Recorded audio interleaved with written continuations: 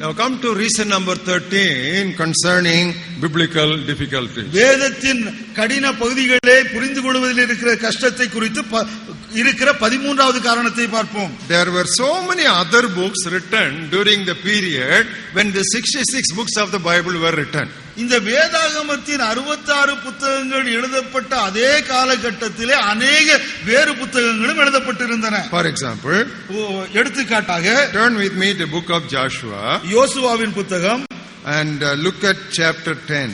10வது அத்தியாயம். Look at verse 13. 13வது வசனம். It says book of Jasher. இது யாசேரின் புத்தகத்திலே எழுதி இருக்கவில்லையா? And we don't have book of Jasher in the Bible. யாசேரின் புத்தகம் வேதாகமத்திலே இல்லை. Now come to 2 Samuel. 2 சாமுவேலின் புத்தகம் first chapter. 1வது அத்தியாயம். Look at the 18th verse. 18வது வசனத்தை பாருங்கள். There it says song of the bow written in the book of Jasher. அது யாசேரின் புத்தகத்திலே எழுதி இருக்கிறது. அவன் பாடின புலம்பல். And come to 1 Kings 11th chapter. 1 ராஜாக்கள் 11வது அத்தியாயம். Look at the 41st verse. 41வது வசனத்தை பாருங்கள். The book of the Acts of Solomon. சாலமோனின் நடபடி புத்தகம். That also is not in the Bible. அதுவும் வேதாகமத்திலே இல்லை. We have Acts of the Apostles, we don't have Acts of Solomon. அப்போஸ்தலரின் நடபடிகள் உண்டு, ஆனால் சாலமோனுடைய நடபடிகள் இல்லை. 1 Kings 14th chapter. 1 ராஜாக்கள் 14வது அத்தியாயம். Look at the 19th verse. 19வது வசனத்தை பாருங்கள். The book of the Chronicles of the King of Israel. இஸ்ரவேல் ராஜாக்களின் நாளாம புத்தகம். Now maybe this refers to 1st and 2nd Chronicles, but the Bible scholars differ on their view about that. ஒருவேளை இது முதலாவது இரண்டாம் நாளாம புத்தகத்தை குறிக்கலாம், ஆனால் வேத பண்டிதர்கள் இதிலே வேறுபட்ட கருத்துடையவர்களாய் இருக்கிறார்கள். Now as you leave that Old Testament and come to the New Testament, நாம் புதிய ஏற்பாட்டிற்கு வருகிற பொழுது, if you look at Luke 1:1, there is another interesting revelation. லூக்கா 1:1 ஒரு இன்னும் சுவாரஸ்யமான ஒரு வெளிப்பாடு உண்டு. In as much as many have taken in hand to set in order a narrative of those things which are most surely believed among us. தமிழிலே 2வது வசனம், ஆரம்பம் முதல் கண்ணார கண்டு வசனத்தை போதித்தவர்கள் எங்களுக்கு ஒப்பு அவைகளை குறித்து மகா கரபுரிந்திய தெயோப்பிலுவே நாங்கள் முழு நிச்சயமாய் நம்புகிற சங்கதிகளை ஆரம்பம் முதல் கண்ணார கண்டு வசனத்தை போதித்தவர்கள் எங்களுக்கு ஒப்புவித்தபடியே அவைகளை குறித்து சரித்திரம் எழுத அநேகம் பேர் ஏற்பட்டபடியால். சரித்திரம் எழுத அநேகம் பேர். So many people have written about the Lord Jesus Christ. அநேகர் இயேசு கிறிஸ்துவை குறித்து எழுதி இருக்கிறார்கள். It's not just Matthew or Mark. So many other people have written. Luke himself says, so many have written. And I also thought that I would also write. மத்தேயு mark மாத்திரமல்ல, look சொல்லுகிறார் அநேகர் எழுதி இருக்கிறார்கள், நானும் எழுத விரும்புகிறேன். Hundreds of books which were written during the time the 66 books were written. அப்படி என்றால் இந்த 66 புத்தகங்கள் எழுதப்பட்ட அதே காலகட்டத்திலே நூற்றுக்கணக்கான புத்தகங்கள் எழுதப்பட்டது. But the church fathers, they had a measuring rod or a measuring stick or a scale which we call Canon, C-A-N-O-N. ஆனால் சபை பிதாக்கள் கேனன் என்று சொன்னால் ஒரு அளவுகோலை வைத்திருந்தார்கள். Which can be considered an authoritative scripture. எதை ஒரு அதிகாரப்பூர்வமான வேத வார்த்தை என்று எடுத்துக்கொள்ளலாம். Now that principle is called canonicity of the Bible. அந்த ஒரு நியமத்தை தான் canonicity of the Bible, இல்லை என்று சொன்னால் எவைகளை சேர்க்க வேண்டும் என்கிற அளவுகோல். And they decided on 66 books. அவர்கள் இந்த 66 புத்தகத்தை தெரிந்தெடுத்தார்கள். You remove one from 66, you will lose something irreplaceable. 66இல் ஒன்றை ஒருவேளை நாம் நீக்கினால் ஈடு செய்ய முடியாத ஒன்றை நாம் இழந்து விடுவோம். Add one to the 66, you will have one redundant or unnecessary. 66உடன் ஒன்றை கூட்டினால் அனாவசியமான ஒன்று அதிகமாக நம்ம கையில் இருக்கும். Perhaps, mark my words carefully, perhaps some of the Bible difficulties could be solved if we have access to the information contained in the non-canonical books. ஒருவேளை நாம் இந்த வேதாகம அளவுகோலுக்கு புறம்பாயிருக்கிற அந்த புத்தகத்தில் இருக்கிற தகவல்களை ஒருவேளை தகவல்கள் நமக்கு கிடைக்கும் என்று சொன்னால் இந்த வேதத்திலே கடினமாக தெரிகிற பகுதிகளை நாம் புரிந்து கொள்ளலாம். But that is not necessary. ஆனால் அது நமக்கு அவசியம் இல்லை. How do I say that is not necessary? நான் எப்படி சொல்கிறேன் அது நமக்கு அவசியம் இல்லை என்று? There is an authority for that in John's Gospel 20th chapter. அதற்கு ஒரு அதிகாரம் யோவான் 20வது அத்தியாயத்திலே இருக்கிறது. I will read to you verses 30 and 31. 30-31வது வசனங்களை உங்களுக்கு வாசிக்கிறேன். Truly Jesus did many other signs in the presence of his disciples which are not written in this book. இந்த புஸ்தகத்திலே எழுதியிராத வேறு அநேக அற்புதங்களையும் இயேசு தமது சீஷருக்கு முன்பாக செய்தார். So just like Luke said, there are so many other people who also wrote. So maybe what John has not written in his book, those people would have stated or reported in their books. லூக்கா ஏற்கனவே சொன்னது போல அநேகர் விதமாக சரித்திரம் எழுதி இருக்கிறார்கள் என்பதை போல யோவான் சொல்கிறார், ஒருவேளை தான் தன்னுடைய புத்தகத்திலே எழுதாத காரியங்களை வேறு சரித்திரம் எழுதின வேறு மக்கள் எழுதி இருக்கலாம். Are they necessary? அவைகள் அவசியம்தானா? John says you don't need to look for them. அவைகளை பார்க்க வேண்டிய அவசியம் இல்லை என்று யோவான் சொல்கிறார். In the 31st verse. 31வது வசனத்திலே, but these are written that you may believe that Jesus is the Christ, the Son of God, and believing you may have life in his name. இயேசு தேவனுடைய குமாரனாகிய கிறிஸ்து என்று நீங்கள் விசுவாசிக்கும்படியாகவும் விசுவாசித்து அவருடைய நாமத்தினாலே நித்திய ஜீவனை அடையும்படியாகவும் இவைகள் எழுதப்பட்டிருக்கிறது. In other words, what is not written in Matthew, Mark and Luke and John may be true, may be there, but they are not necessary for our faith and eternal life. வேறு வார்த்தையிலே சொல்லுவோம் என்று சொன்னால் மத்தேயு, mark, லூக்கா, யோவான் இவர்களால் எழுதப்படாத வேறு காரியங்கள் எழுதப்பட்டிருக்கலாம், அங்கே வேறு விஷயங்களும் இருக்கலாம். ஆனால் நம்முடைய விசுவாசத்திற்கும் நித்திய வாழ்விற்கும் அது அவசியம் இல்லை. So what is not necessary for your faith and eternal life, why do you want to probe into that? It is a forbidden area. ஒருவேளை நம்முடைய விசுவாசத்திற்கும் நம்முடைய நித்திய வாழ்விற்கும் தேவையில்லாத ஒன்றை நாம் ஏன் ஆராய வேண்டும்? அது நமக்கு விலக்கப்பட்ட கனி.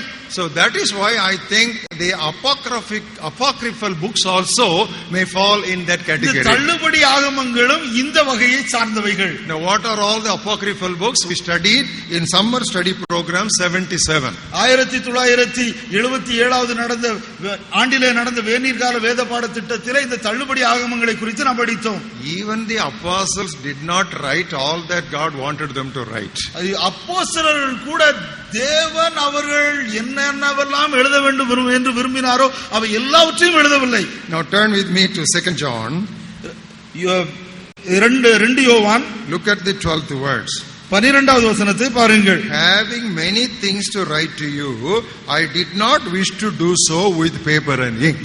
உங்களுக்கு எழுத வேண்டிய காரியங்கள் அநேகம் உண்டு, காகிதத்தினாலும் மையினாலும் அவைகளை எழுத எனக்கு மனதில்லை. But I hope to come to you and speak face to face with you. At that time I will tell you those things. உங்களுடைய சந்தோஷம் நிறைவாய் இருக்கும்படிக்கு உங்களிடத்தில் வந்து முகமுகமாய் பேசலாம் என்று நான் விரும்புகிறேன். அவர் நம்பி இருக்கிறேன். அப்பொழுது நான் வந்து எல்லாவற்றையும் முகமுகமாய் உங்களுக்கு சொல்லுவேன். That means whatever John spoke face to face with those people, that is not recorded in the Bible. ஆனால் யோவான் மக்களோடு கூட முகமுகமாய் பேசினவைகள் பதிவு செய்யப்படவில்லை. So this is all God's wisdom. God in his wisdom has included certain things and excluded several other things. இதுதான் தேவனுடைய அனந்த ஞானம். தேவன் தம்முடைய அனந்த ஞானத்தின்படி சில காரியங்களை சேர்த்திருக்கிறார், சில காரியங்களை விட்டுவிட்டார். Come to 1 Corinthians, that's the same thing with Apostle Paul's writings also. அப்போஸ்தலனாகிய பவுலும் கூட அதைத்தான் சொல்கிறார். 1 கொரிந்தியர் புத்தகத்திற்கு வாருங்கள்.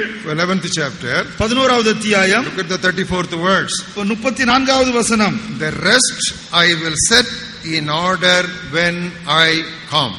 மற்ற காரியங்களை நான் வரும்போது திட்டம் பண்ணுவேன். He was talking about Lord's Supper. அங்கே தேவன் கர்த்தருடைய பந்தியை குறித்து பேசுகிறார். He has given some instructions. அங்கே சில அறிவுரைகளை சொல்லுகிறார். There are still some more things that he might want to say. நான் சொல்ல வேண்டிய காரியம் இன்னும் சில உண்டு. But for the time being you do like this. ஆனால் இப்போதைக்கு இப்படி செய்யுங்கள். And after I come I will set the other things in order. நான் திரும்ப வந்த பிறகு நான் இந்த காரியங்களை சரி செய்வேன். And that is not recorded for us in the Bible. ஆனால் அது வேதத்திலே பதிவு செய்யப்படவில்லை. So So, beloved, I am not shaking your faith. I am establishing and strengthening your faith. உங்களுடைய விசுவாசத்தை நான் அசைக்கவில்லை, ஆனால் அதை நான் ஊன்ற கட்டுகிறேன். Because there are places when we find it extremely difficult to get a meaning.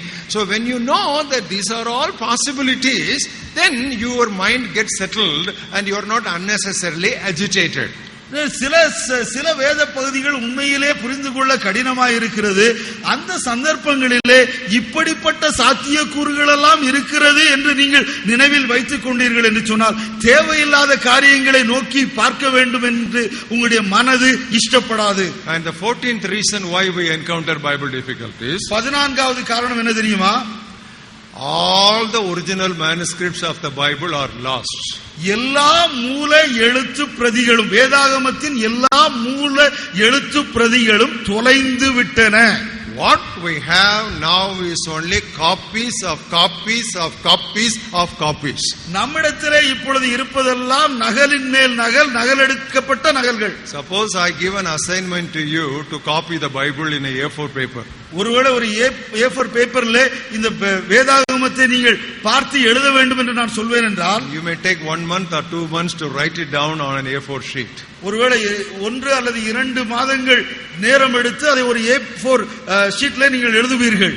And I challenge you, there will definitely be copying errors. நான் உங்களுக்கு சவால் விட்டு சொல்கிறேன், நீங்கள் எவ்வளவுதான் கவனமாக எழுதினாலும் அதை பார்த்து எழுதினதிலே கண்டிப்பாக தவறு இருக்கத்தான் செய்யும். One Bible words we print on the wedding card, even there is mistake. திருமண அழைப்பிதழிலே ஒரு வசனம் எழுதுவதிலேயே அநேக தவறுகள் இருக்கிறது. So just imagine if you have to copy, what will happen? ஒருவேளை நாம் அதை காப்பி செய்ய வேண்டும் என்று சொன்னால், அதை பார்த்து எழுத வேண்டும் என்று சொன்னால் என்ன நடக்கும் பாருங்க. So much of advanced knowledge, we find it so difficult. இவ்வளவு முன்னேறிய காலத்திலும் கூட நமக்கு இப்படிப்பட்ட பிரச்சனை இருக்கிறது. And those days they did not have fountain pen and white paper. They were writing in scrolls.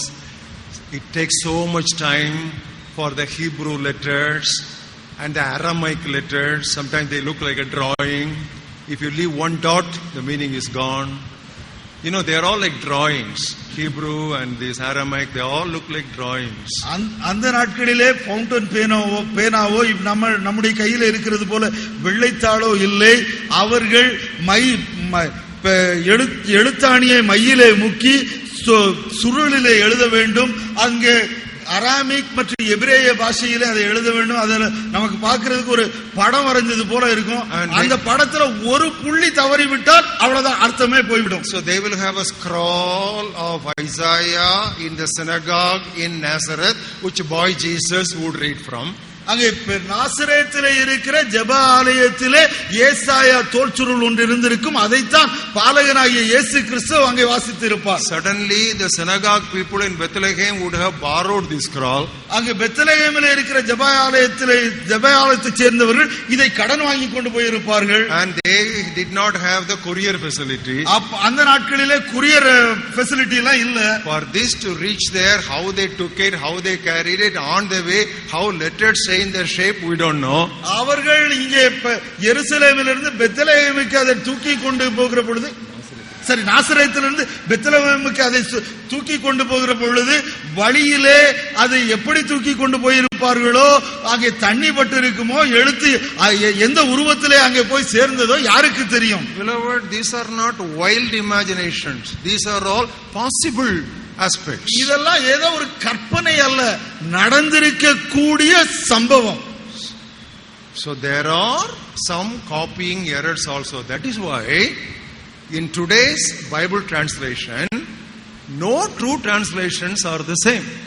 நகல்கள் எடுப்பதிலே கண்டிப்பாக தவறு இருந்திருக்க கூடும். ஆகவேதான் இன்றைய மொழியாக்கங்களிலே 2 மொழியாக்கம் ஒரே மாதிரியாக இருப்பதில்லை. Some of the modern translations are translated from the earlier manuscripts. It is only earlier manuscript. That is earlier copy. It is not the original manuscript. சில இன்றைக்கு இருக்கிற நவீன மொழியாக்கங்களிலே சில மொழியாக்கங்கள் முந்திருந்த அந்த நகலில் இருந்து எடுக்கப்பட்டது. அது ஆதியில இருந்ததல்ல, ஆனா முந்திருந்த நகலில் இருந்து எடுக்கப்பட்டது. So little more, it's better. அது கொஞ்சம் இதை காட்டிலும் கொஞ்சம் பரவாயில்லாம இருக்கும்.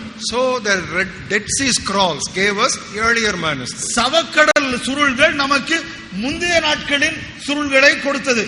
So that is why modern translations are slightly different from our other translations. ஆகவேதான் இன்றைக்கு இருக்கிற நவீன கால மொழியாக்கங்கள் மற்ற மொழியாக்கங்களை விட சற்று மாறுபட்டு இருக்கிறது. That's why I am recommending try to keep as many translations as possible so that you get a wholesome picture. ஆகவேதான் நீங்கள் அதிகமான மொழிபெயர்ப்புகளை வாசிக்க வேண்டும் என்று நான் உங்களுக்கு பரிந்துரை செய்கிறேன். அப்படி நீங்கள் வாசிக்கிற பொழுது உங்களுக்கு ஒரு முழு சித்திரம் கிடைக்கும். Now a question. இப்பொழுது ஒரு கேள்வி. Why did not God allow humankind to preserve the original handwritten materials? தேவன் எதற்கு இந்த அன்றைக்கு இந்த வேத எழுத்தாளர்கள் தங்களுடைய கைப்பட எழுதின அந்த ஒரிஜினல் எழுத்து பிரதிகளை காப்பாற்றி வைக்க இடம் கொடுக்கவில்லை? You know why God did not do it? தேவன் ஏன் அதை செய்யவில்லை தெரியுமா? People will start worshipping the Bible. இன்றைக்கு அப்படி செய்திருந்தால் மக்கள் வேதத்தை கும்பிட ஆரம்பித்திருப்பார்கள். Even today in some Orthodox churches they are burning incense to the Bible. இன்றைக்கும் சில சபைகளிலே வேதத்திற்கு தூபம் காட்டுகிறார்கள். So if that original manuscripts were there, we will become guilty of what I will call Bibliolatry. ஒருவேளை அந்த ஒரு ஒரிஜினல் அந்த பிரதிகள் இருந்திருக்கும் என்று சொன்னால் நாம் பைபிள் விக்கிரக ஆராதனைக்காரராய் மாறி இருப்போம். idolatry of the Bible. வேதம் என்கிற விக்கிரகத்தை ஆராதிக்கிறவர்களாய் மாறி இருப்போம். God tells you to put a brazen serpent on a pole and lift it in the wilderness. Immediately people will start burning incense to it and they will worship. அங்கே பாலைவனத்திலே மக்களை பாதுகாக்கும்படியாக தேவன் ஒரு வெண்கல சர்ப்பத்தை ஏற்படுத்தும்படியாக சொன்னார் என்று சொன்னால் மக்கள் உடனடியாக அந்த வெண்கல சர்ப்பத்திற்கு தூபம் காட்டி அதை கும்பிட ஆரம்பித்து விடுவார்கள். Then a man of God should come and he should break it and pound it into powder and throw it out and say, hey, nonsense, this is just a piece of brass, negushtan. அப்பொழுது ஒரு தேவனுடைய மனிதன் வைராக்கியத்தோடு கூட அங்கு வந்து அதை உடைத்து தூள் தூள் ஆக்கி இது ஒரு வெண்கலம் தானே ஒழிய வேறு ஒன்றுமில்லை என்று சொல்லி அதை தூக்கி எறிய வேண்டும். And he will call it negushtan. Negushtan means just a piece of brass. இது ஒரு வெண்கல துண்டுதான் என்று அவர் சொல்ல வேண்டும் அதை. So that is why we should thank God. All the original manuscripts are lost. ஆகவேதான் இந்த ஒரிஜினல் பிரதிகள் தொலைந்து விட்டதற்காக நாம் தேவனுக்கு நன்றி செலுத்த வேண்டும். Hallelujah. Hallelujah. Very difficult, I know. மிக கடினம். What is the 15th reason why we are encountering Bible difficulties? வேதத்தை புரிந்து கொள்வதிலே நாம் கஷ்டப்படுவதற்கு இருக்கிற 15வது காரணம் என்ன? Whatever may be our knowledge, it is always imperfect in this dispensation. இந்த யுகத்திலே நமக்கு எவ்வளவுதான் அறிவு இருந்தாலும் அது குறைவுள்ளதுதான்.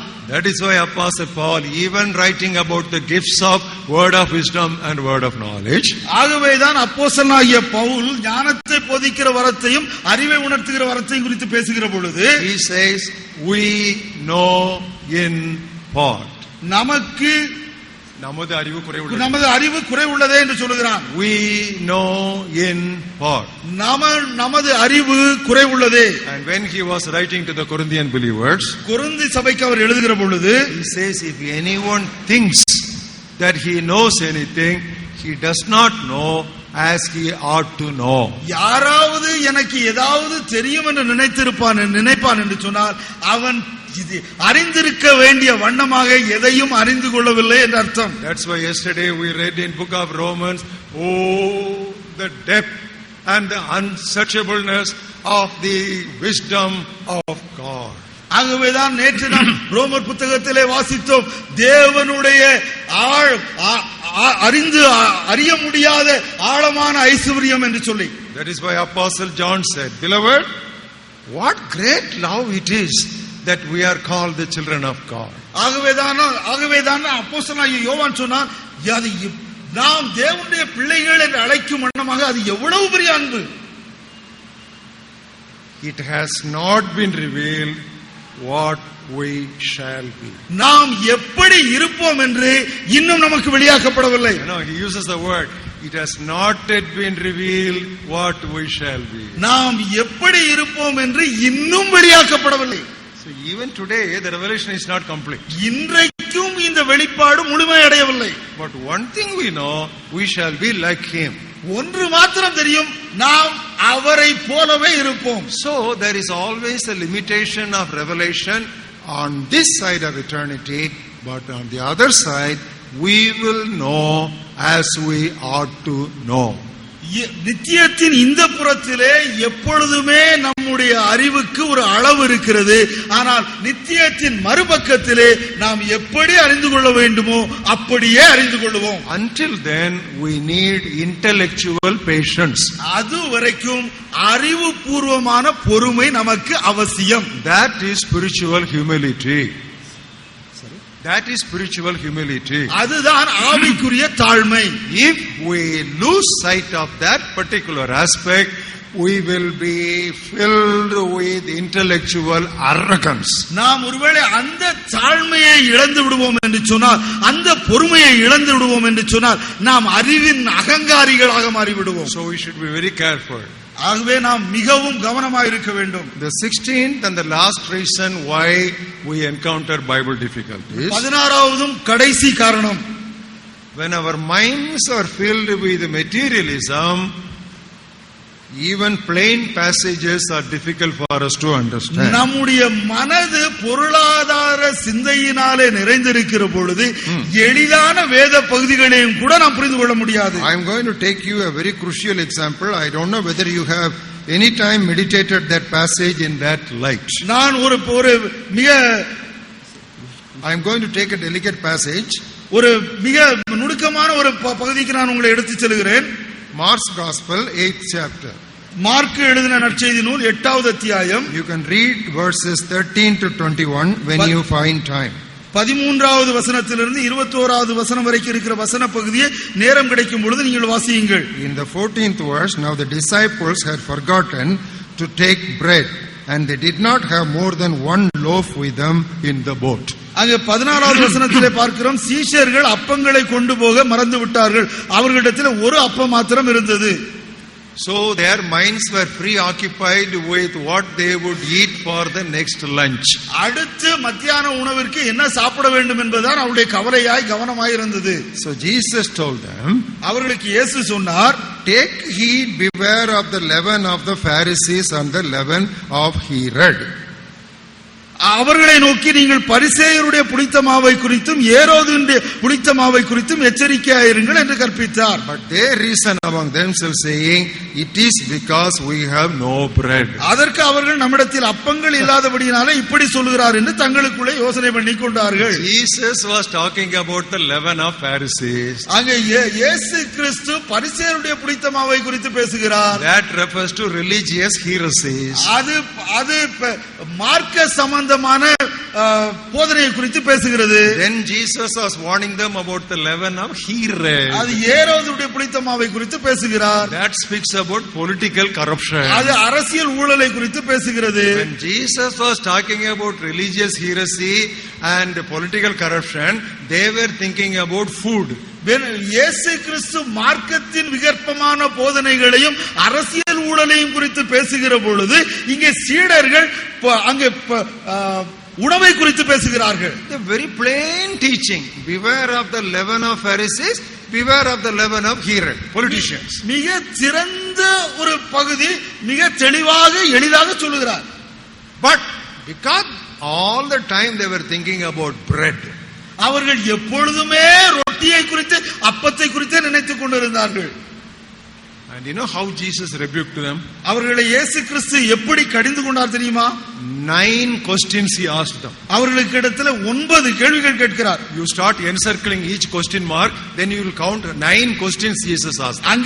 அங்கே கொடுக்கப்பட்டிருக்கிற ஒவ்வொரு கேள்விக்குறியும் நீங்கள் வட்டமிடுங்கள். 9 கேள்வியை இயேசு கிறிஸ்து கேட்பதை பார்க்கலாம். In the 17th verse he gives 3 questions. 17வது வசனத்திலே 3 கேள்விகள்.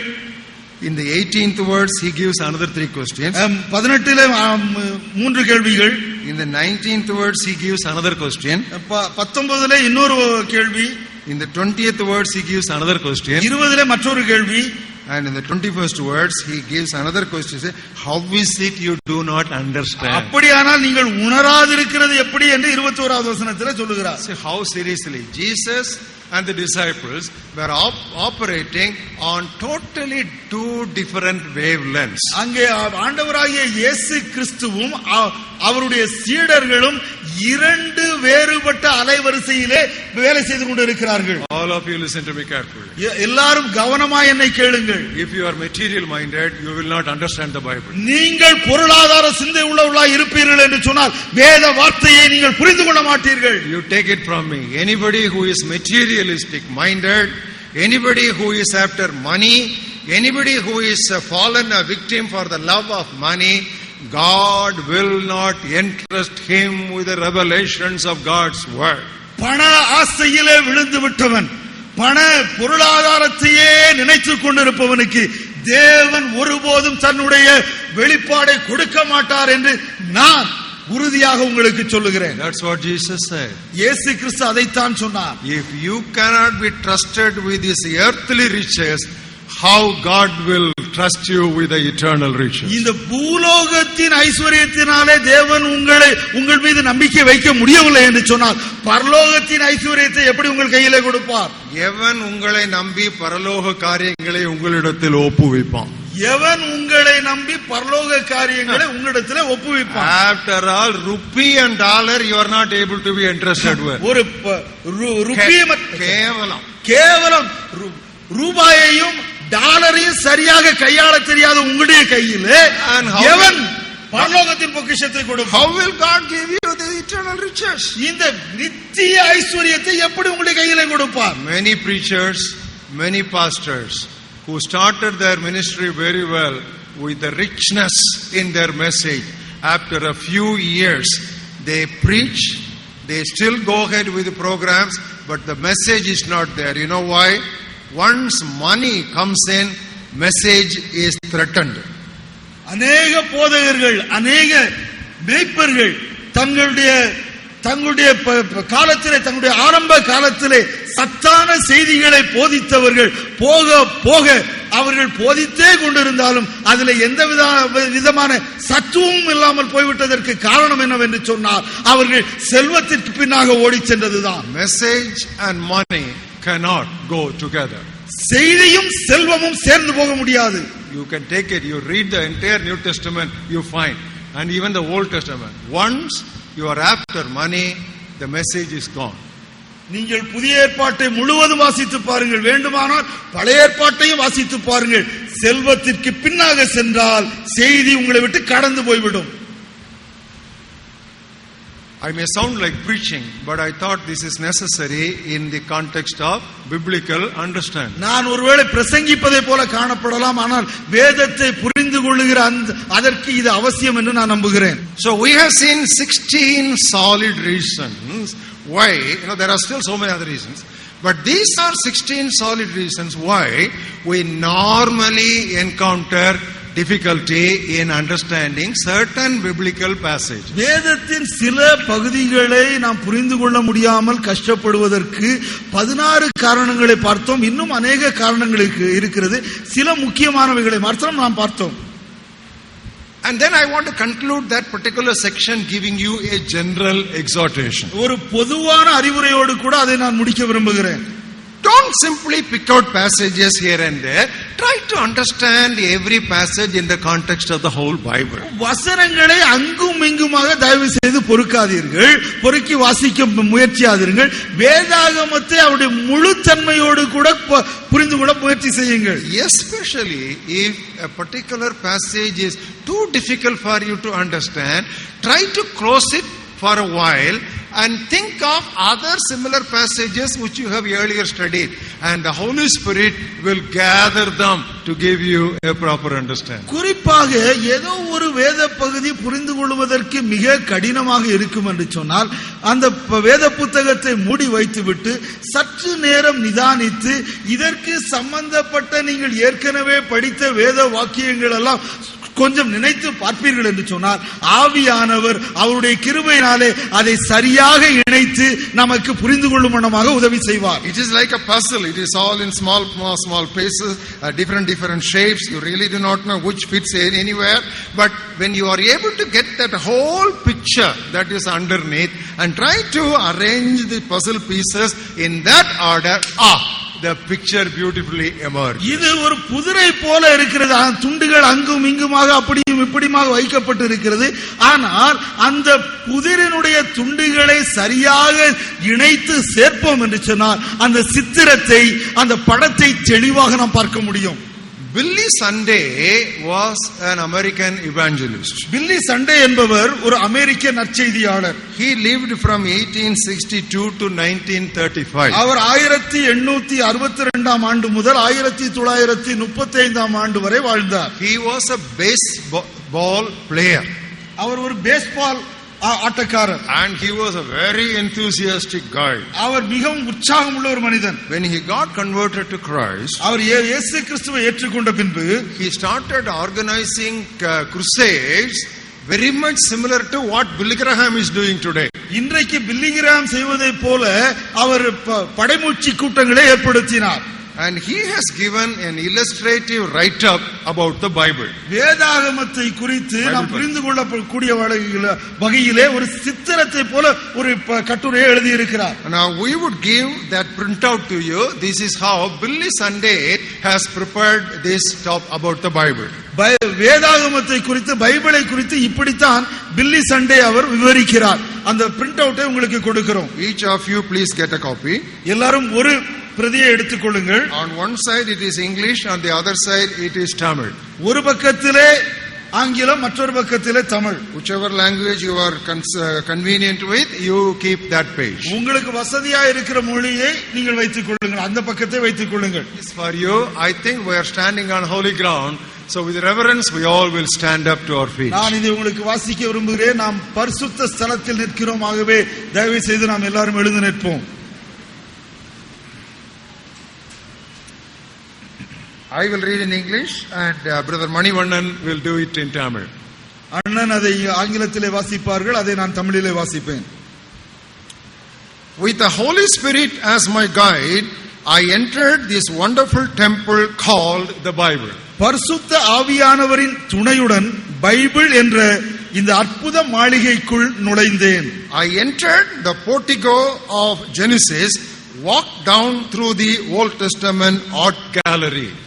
ஆதியாகமம் என்ற முற்றத்திற்குள் சென்று பழைய ஏற்பாட்டு ஓவிய அறையை சுற்றி நடந்தேன். Where pictures of Noah, Abraham, Moses, Joseph, Isaac, Jacob and Daniel hung upon the wall. அங்கு நோவா, ஆபிரகாம், மோசே, யோசேப்பு, ஈசாக்கு, யாக்கோபு, தானியேல் ஆகியோரது படங்கள் தொங்கிக் கொண்டிருந்தன. I passed into the music room of Psalms. அங்கிருந்து சங்கீதங்களின் வீணை அறைக்குள் சென்றேன். Where the Spirit swept the keyboard of nature and brought forth the dirge-like wail of the weeping prophet Jeremiah to the ground. அங்கு ஆவியானவர் இயற்கை என்னும் ஹார்மோனிய கட்டைகள் மீது தவழ்ந்து கொண்டு தீர்க்கன் எரேமியாவின் புலம்பலை இசைத்துக் கொண்டிருந்தார். And the impassioned strain of Isaiah. ஏசாயாவின் கதறலும் சேர்ந்தே ஒலித்தது. Until it seemed that every reed and pipe in God's great organ of nature responded to the tuneful harp of David, the sweet singer of Israel. கடவுளது எழில் நிறை படைப்பெனும் கிண்ணறத்தின் ஓசை ஒவ்வொன்றும் இஸ்ரவேலின் இனிய சங்கீதக்காரன் தாவீதின் வீணைக்கே இசைந்து பாடிற்று. I entered the beautiful chapel of Ecclesiastes. அடுத்து பிரசங்கியின் சிற்றாலயத்தில் நுழைந்தேன். Where the preacher's voice was heard. அங்கு அவன் பிரசங்கித்துக் கொண்டிருந்தான். And into the conservatory room of Sharon. சாரோனின் செடிகொடி கண்ணாடி வீட்டிற்குள் சென்றேன். And the lily of the valley, sweet scented spices filled and perfumed my life. பள்ளத்தாக்கின் லீலியின் வாழ்வை நறுமணமாக்கிற்று. I entered the business office of Proverbs. நீதிமொழிகளின் அலுவலகத்திற்குள் நுழைந்தேன். Then into the observatory room of the prophets. அடுத்து தீர்க்கதரிசிகளின் வான ஆராய்ச்சி அகத்திற்குள் வந்தேன். Where I saw telescopes of various sizes. அங்கே பலதரப்பட்ட தொலைநோக்கி கண்ணாடிகள் இருந்தன. Some pointed to far off events. அவற்றில் சில வெகு தூர சம்பவங்களை காட்டிக் கொண்டிருந்தன. But all concentrated upon the bright and morning star, which was to rise above all the moonlit hills of Judea for our salvation. ஆனால் எல்லாமுமே நமது ரட்சிப்பிற்காக யூதாவிலே நில ஒளிப்பட்டு நின்ற குன்றுகளுக்கு மேல் எழுந்து உதிக்கவிருக்கும் பிரகாசமான விடிவெள்ளி நட்சத்திரத்தையே சுட்டி காட்டிக் கொண்டிருந்தன. I entered the audience room of the King of Kings. ராஜாதி ராஜாவின் சந்திப்பு அறைக்குள் காலெடுத்து வைத்தேன். And I caught a vision of his glory from Matthew, Mark, Luke and John. அங்கே மத்தேயு, மார்க்கு, லூக்கா, யோவான் ஆகியோர் மூலம் அவரது மகிமையின் தரிசனம் பெற்றேன். And passing on into the Acts of the Apostles. அங்கிருந்து அப்போஸ்தலர் நடபடிகளின் அரங்கத்திற்குள் வந்தேன். Where the Holy Spirit was performing his work in forming the infant church. அங்கே பரிசுத்த ஆவியானவர் குழந்தை சபையை வளர்த்துக் கொண்டிருந்தார். Then into the correspondence room. அடுத்து எழுத்தர் அறைக்குள் நுழைந்தேன். Where sat Saints Paul and Peter, James and John and Jude penning their letters. அங்கு பவுல், பேதுரு, யாக்கோபு, யோவான், யூதா ஆகிய பரிசுத்தவான்கள் தங்கள் கடிதங்களை எழுதி கொண்டிருந்தார்கள். I stepped into the throne room of Revelation. முடிவாக வெளிப்படுத்தலின் ராஜா சமூகத்திலே வந்து நின்றேன். Where all towered in glittering peaks. அங்கு யாவுமே உன்னதமாய் ஜொலித்துக் கொண்டிருந்தன. And I got a vision of the king sitting upon his throne in all his glory. தமது எல்லா மகிமையோடும் தமது சிங்காசனத்தில் வீற்றிருந்த ராஜாவை என் கண்கள் கண்டன. And I cried, all hail the power of Jesus' name. Let angels prostrate fall. Bring forth the royal diadem and crown him Lord of all. உடனே நான் பரவசமாய் பாடியது, எல்லாருக்கும் உன்னதர் கர்த்தாதி கர்த்தரே, மெய்யான தேவ மனிதரே, நீர் வாழ்க வாழ்க இயேசுவே. Shall we all turn to songbook and then pick up song number 1 and sing it all together to worship our King of Kings and the Lord of Lords. நம்முடைய பாடல் புத்தகத்தை எடுத்துக்கொண்டு முதல் பாடலை நம்முடைய தேவனை, நம்முடைய ராஜாதி ராஜனும் கர்த்தாதி கர்த்தனுமாய் இருக்கிற அவரை ஆராதிக்கும் வண்ணமாக அந்த பாடலை சேர்ந்து பாடுவோம்.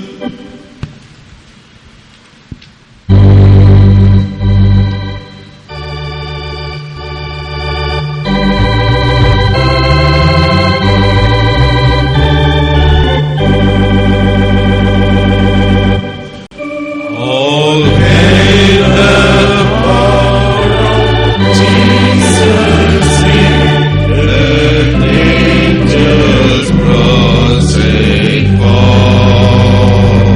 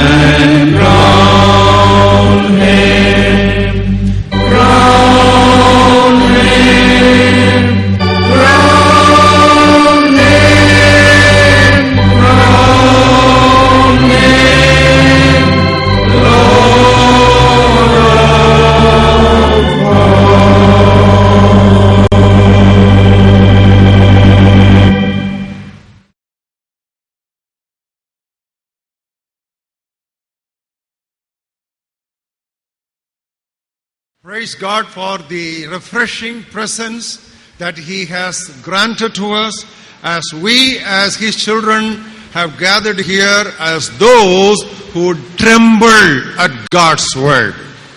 தேவனுடைய வார்த்தைக்கு நடுங்கும் தேவனுடைய பிள்ளைகளாய் நாம் இங்கு கூடி வந்திருக்கும் பொழுது தேவன் நமக்கு அருளி செய்கிற புத்துணர்வுக்காக அவருக்கு ஸ்தோத்திரம். Wherever and whenever, whoever would give God's word its due place and honor, God sees to it that He visits them with times of refreshing. யாரா இருந்தாலும் சரி, எங்கே இருந்தாலும் சரி, எப்பொழுது இருந்தாலும் சரி, யார் தேவனுடைய வார்த்தைக்கு பயந்து நடுங்கி அதற்கு தேவையான மரியாதையை கனத்தை கொடுக்கிறார்களோ அங்கெல்லாம் தேவன் தம்முடைய புத்துணர்வை கட்டளையிடுகிறார். That is why even in the family or the house of Cornelius, even before the sermon was over, even while Peter was preaching the word, the Holy Spirit fell upon all those who heard the word. ஆகையால் தான் கொர்நேலியுடைய வீட்டிலே பேதுரு பிரசங்கித்துக் கொண்டிருந்த பொழுது பேதுரு தன்னுடைய பிரசங்கத்தை முடிப்பதற்கு முன்பாகவே பரிசுத்த ஆவியானவர் அங்கு கூடியிருந்தவர்கள் மீது இறங்கினார். The reason is God in His wisdom and sovereignty has magnified His word above all His name. ஏனென்று சொன்னால் தேவன் தம்முடைய அனந்த ஞானத்திலே தம்முடைய சர்வாதிகாரத்தின்படி அவர் தம்முடைய வார்த்தையை மற்ற எல்லாவற்றை பார்க்கிலும் அதிகமாய் மகிமைப்படுத்தி இருக்கிறார். It is with that conviction and celebration we have gathered here, and that's what's going on here since yesterday morning when we reached this spot. அப்படிப்பட்ட உணர்வோடு அப்படிப்பட்ட பூரிப்போடு நாம் இங்கு கூடி வந்திருக்கிறோம். இதைத்தான் நேற்று காலை முதல் இப்பொழுது வரைக்குமாய் தொடர்ந்து நாம் செய்து கொண்டிருக்கிறோம். We do not have two objectives, we do not have two aims. நமக்கு இரண்டு நோக்கங்கள், இரண்டு குறிக்கோள்கள் கிடையாது. We have only one aim, we have only one objective, and we have only one purpose. நமக்கு ஒரே ஒரு குறிக்கோள், ஒரே ஒரு நோக்கம், அதைத்தான் பார்த்து கொண்டிருக்கிறோம். That is to study God's word. அது தேவனுடைய வார்த்தையை கற்பது. And we are all coming from various backgrounds of denominational affiliation. நாம் அநேக சபை பிரிவு பின்னணியில் இருந்து இங்கு வந்து இருக்கிறோம். And we are attached to so many organizations and missions. நாம் அநேக இயக்கங்கள் சங்கங்களில் இருந்து இங்கு வந்து கூடி இருக்கிறோம். But we have gathered here to study that common Bible. ஆனால் நாம் அனைவரும் நமக்கு பொதுவான வேதாகமத்தை பயிலும்படியாய் கூடி வந்திருக்கிறோம். Let us continue to be seated in the presence of God, not taking anything for granted, but depending afresh again and again on God's enablement. தேவன் நமக்கு உதவி செய்வார், ஒத்தாசை செய்வார் என்கிற அந்த தேவனுடைய ஒத்தாசையே அன்றி வேறு எதையும் நாம் சார்ந்து கொள்ளாமல் தேவனுடைய சமூகத்தில் தொடர்ந்து காத்திருப்போம். We in the previous session which concluded just before lunch, we were able to visit the Bible Palace. நாம் மதிய உணவுக்கு கலந்து செல்வதற்கு முன்பாக பைபிள் மாளிகைக்கு நாம் செல்ல தேவன் கிருபை அளித்தார். Now we were conducted a tour into that glorious, awesome palace. I don't know how you felt about it. I literally broke down. அந்த உன்னதமான மகிமை நிறைந்த அந்த பைபிள் மாளிகைக்குள் செல்லும் பொழுது நீங்கள் எப்படி உணர்ந்தீர்களோ எனக்கு தெரியாது. ஆனால் நான் எனக்குள்ளாய் மிகவும் சந்தோஷத்தினாலே நிறைந்தவனாய் இருந்தேன். What a wonderful comprehensive understanding this great evangelist Billy Sunday has got in his time. தேவனுடைய இந்த பெரிய நற்செய்தி பணியாளர் பில்லி சண்டே அவர்கள் எவ்வளவு ஒரு அருமையான விளக்கத்தை வேத புத்தகத்திற்கு எழுதி இருக்கிறார். And you have another wholesome picture at the back cover of all your song books. நீங்கள் உங்களிடத்தில் இருக்கிற பாடல் புத்தகத்தின் பின்புறத்திலே பார்த்தால் இன்னும் ஒரு அருமையான சித்திரம் உண்டு. It's a beautiful picture. I was able to take from one of the Bible charts book. ஒரு பைபிள் அட்டவணையில் இருந்து இந்த படம் எனக்கு கிடைத்தது. So beautifully they have arranged the 66 books of the Bible in what is called Bible bookcase. இந்த 66 புத்தகங்களையும் வேதாகம அலமாரி என்று சொல்லுகிற பெயரோடு சரியாக ஒழுங்குபட நேர்த்தியாய் அமைத்திருக்கிறார்கள். Law, history and poetry and the top shelf. நியாய பிரமாணம், சரித்திரம், poetry, செய்யுள் செய்யுள் என்று சொல்லி முதலாவது அதை பிரித்திருக்கிறார்கள். And then they have got major prophets and minor prophets. Major தீர்க்கதரிசிகள் மைனர் தீர்க்கதரிசிகள் என்று அதை இரண்டாக பிரித்திருக்கிறார்கள். Then they have in the lower case they have kept the four gospels and Acts of the Apostles as history. அந்த கீழ் அலமாரியினுடைய கீழ் பகுதியிலே சுவிசேஷங்கள் 4, அப்போஸ்தலர் நடபடிகளை சரித்திரம் என்று பகுத்திருக்கிறார்கள். And then the epistle to the churches, I told you yesterday, they are all grouped together as in the red color. அந்த சபைக்கான நிருபங்கள் சிவப்பு நிறத்திலே ஒன்றாக சேர்க்கப்பட்டிருக்கிறது. And the personal letters which are called letters to friends are given in the dark green. நண்பர்களுக்கான கடிதங்கள், தனிப்பட்ட முறையில் எழுதப்பட்ட கடிதங்கள் பச்சை நிறத்தில் இங்கே கொடுக்கப்பட்டிருக்கிறது. Then the light green books are general epistles. அந்த இள பச்சை நிறத்திலே இருக்கிறதான புத்தகங்கள் பொதுவான நிருபங்கள். So the first top 2 layers are Old Testament and the bottom layer is New Testament.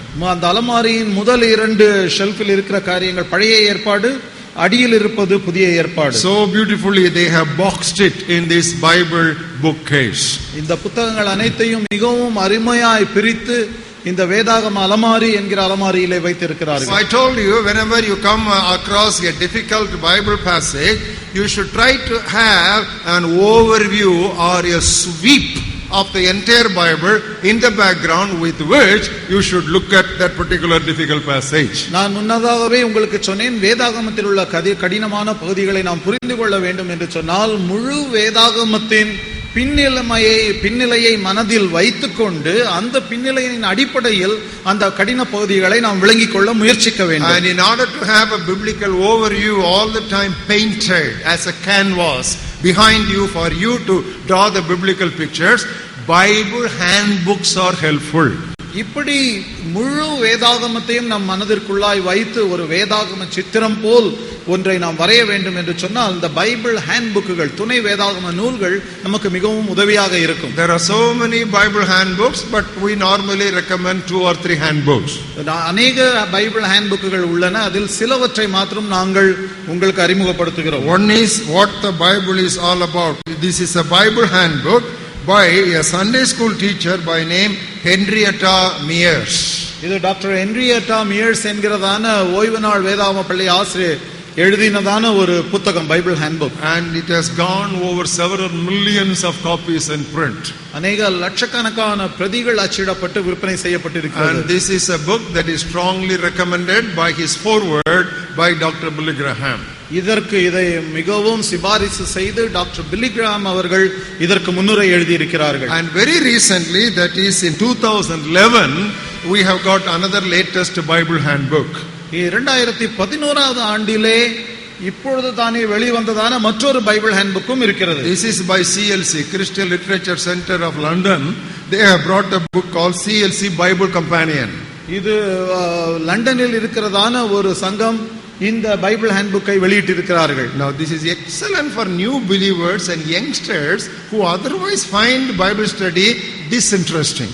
இது புதிதாய் தானே கிறிஸ்து இயேசுவில் விசுவாசம் வைத்தவர்களுக்கு, இல்லை என்று சொன்னால் வாலிபர்களுக்கு இந்த வேதாகம ஆராய்ச்சியை சரிவர உற்சாகத்துடன் படிக்காதவர்களுக்கு உதவியாக இருக்கும். You know, they do not want to read a traditional conservative type of a handbook.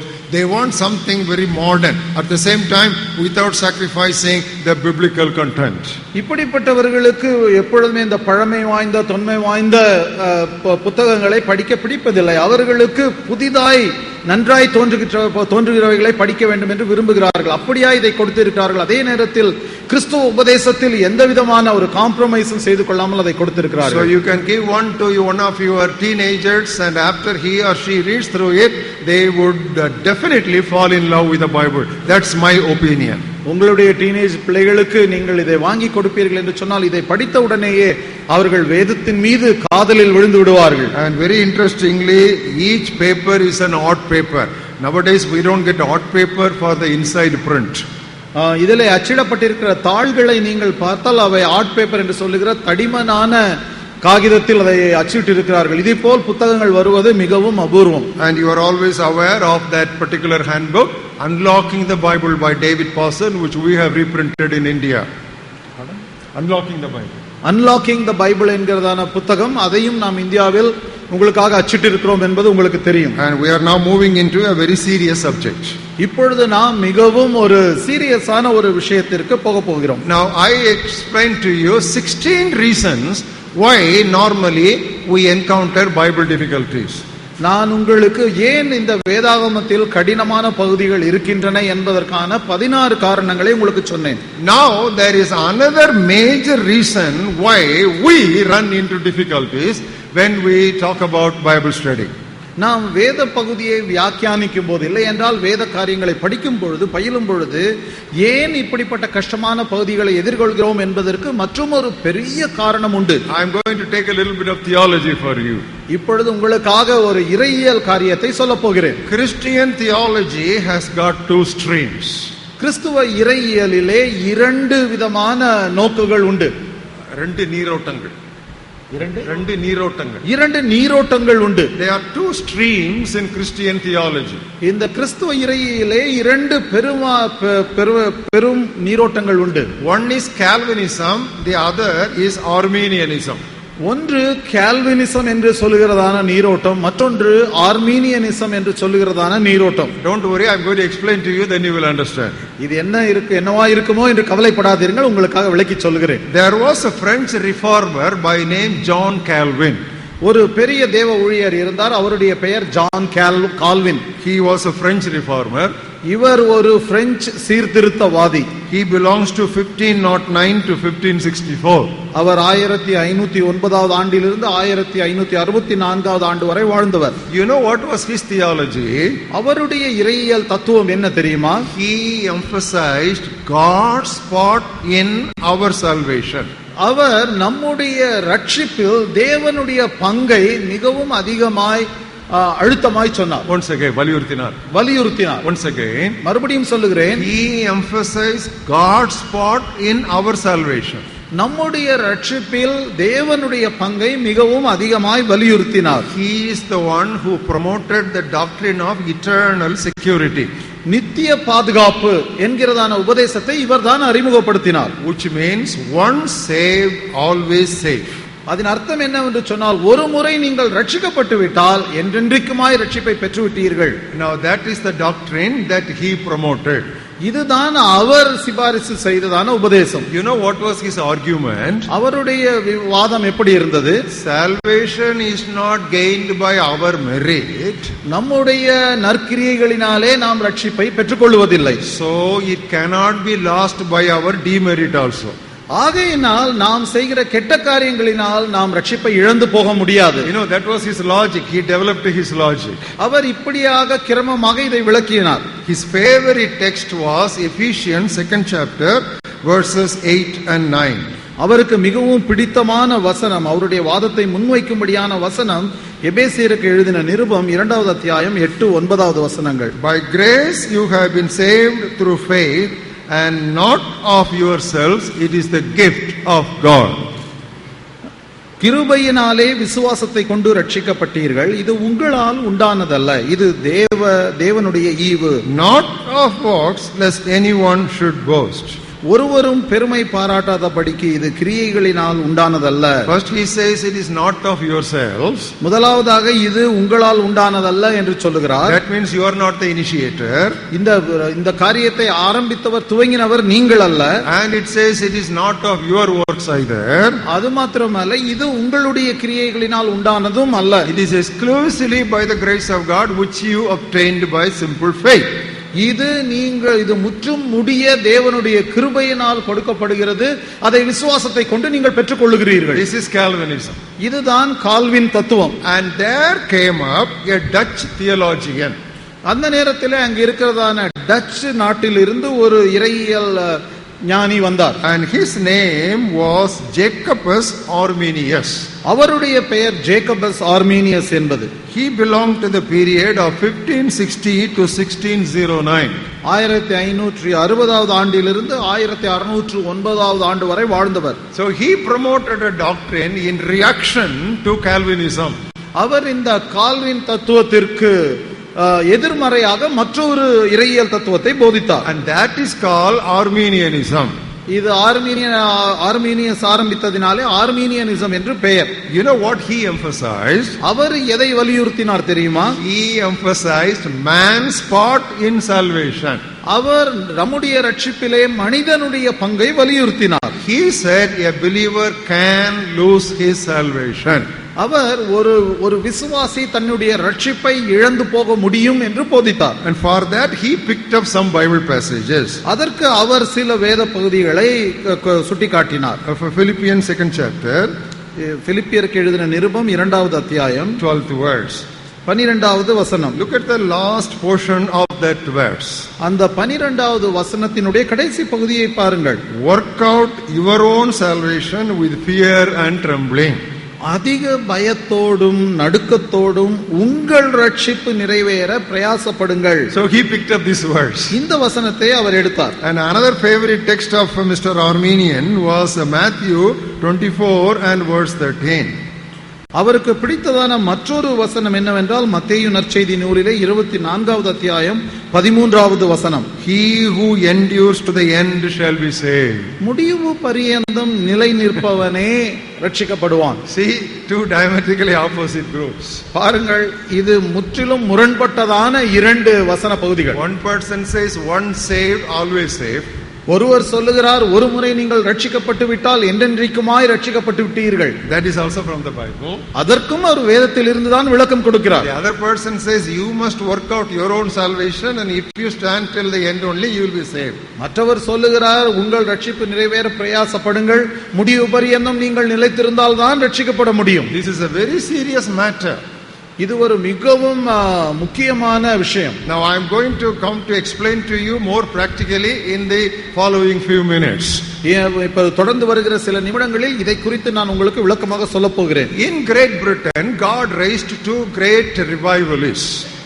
England நாட்டிலே, கிரேட் பிரிட்டன் நாட்டிலே தேவன் இரண்டு பெரிய எழுப்புதல் ஊழியர்களை தந்தார். One was George Whitefield. George Whitefield என்கிறதான ஊழியர். Now you know he is called, you must have read his biography, George Whitefield is called the Prince of Open Air Preachers. இந்த ஜார்ஜ் விட்ஃபீல்ட் அவர்களுக்கு திறந்த வெளி பிரசங்க வேந்தர் என்கிறதான ஒரு பட்டம் உண்டு. He lived in the period 1714 to 1770. அவர் 1714வது ஆண்டிலிருந்து 1770வது ஆண்டு வரை வாழ்ந்தவர். There was another great revivalist in Britain. அதே நேரத்தில் மற்றொரு பெரிய எழுப்புதல் ஊழியரும் அந்த நாட்டில் இருந்தார். His name was John Wesley, with which we are all very familiar. அவருடைய பெயர் ஜான் வெஸ்லி. அவர் நம் அனைவருக்கும் மிகவும் பிரபலமான தெரிந்தவர். He belonged to the period of 1703 to 1791. அவர் 1703வது ஆண்டிலிருந்து 1791வது ஆண்டு வரை வாழ்ந்தவர். You know what happened? என்ன ஆயிற்று தெரியுமா? Whitefield embraced Calvinism. George Whitefield அவர்கள் கால்வின் தத்துவத்தை பின்பற்றினார்கள். தழுவினார். And Wesley embraced Arminianism. ஆனால் வெஸ்லி அவர்களோ ஆர்மீனியன் தத்துவத்தை தழுவிக்கொண்டார். Both of them were founders for Methodism. அவர்கள் இருவருமே மெத்தடிஸ்ட் சபையின் நிறுவனர்கள் ஆவர். So Whitefield became the father of Calvinistic Methodism. ஆகையினால் விட்ஃபீல்ட் அவர்கள் அந்த கால்வினிஸ்டிக் மெத்தடிஸ்ட் சபையினுடைய தந்தையாய் மாறினார். And Wesley became the father of Armenian Methodist. ஆனால் வெஸ்லி அவர்களோ இந்த ஆர்மீனியன் மெத்தடிஸ்ட் சபையின் தந்தையாய் ஆனார். Both of them were Methodist, you see. நீங்கள் பார்த்தீர்கள் என்று சொன்னால் அவர்கள் இருவருமே மெத்தடிஸ்ட் திருச்சபையை சேர்ந்தவர்கள் தான். They were very closely associated with each other in the beginning. அவர்கள் ஊழியத்தின் ஆரம்ப நாட்களில் ஒன்றாய் இருந்தவர்கள். But they became bitter opponents of each other because of their divergent views on this particular subject. ஆனால் முற்றிலும் முரண்பட்ட இந்த இறையியல் தத்துவத்தின் காரணமாக அவர்கள் மிகவும் ஒருவரை ஒருவர் எதிர்க்கத்தக்கதான நிலைமையில் இருந்தார்கள். Today's Methodism is largely Wesleyan.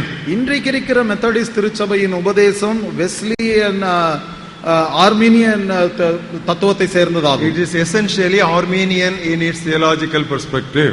இவர்கள் வெஸ்லியை பின்பற்றுகிறார்கள், ஆர்மீனியன் தத்துவத்தை சேர்ந்தவர்கள். Now I wanted to look at some of the outstanding preachers during the course of this study.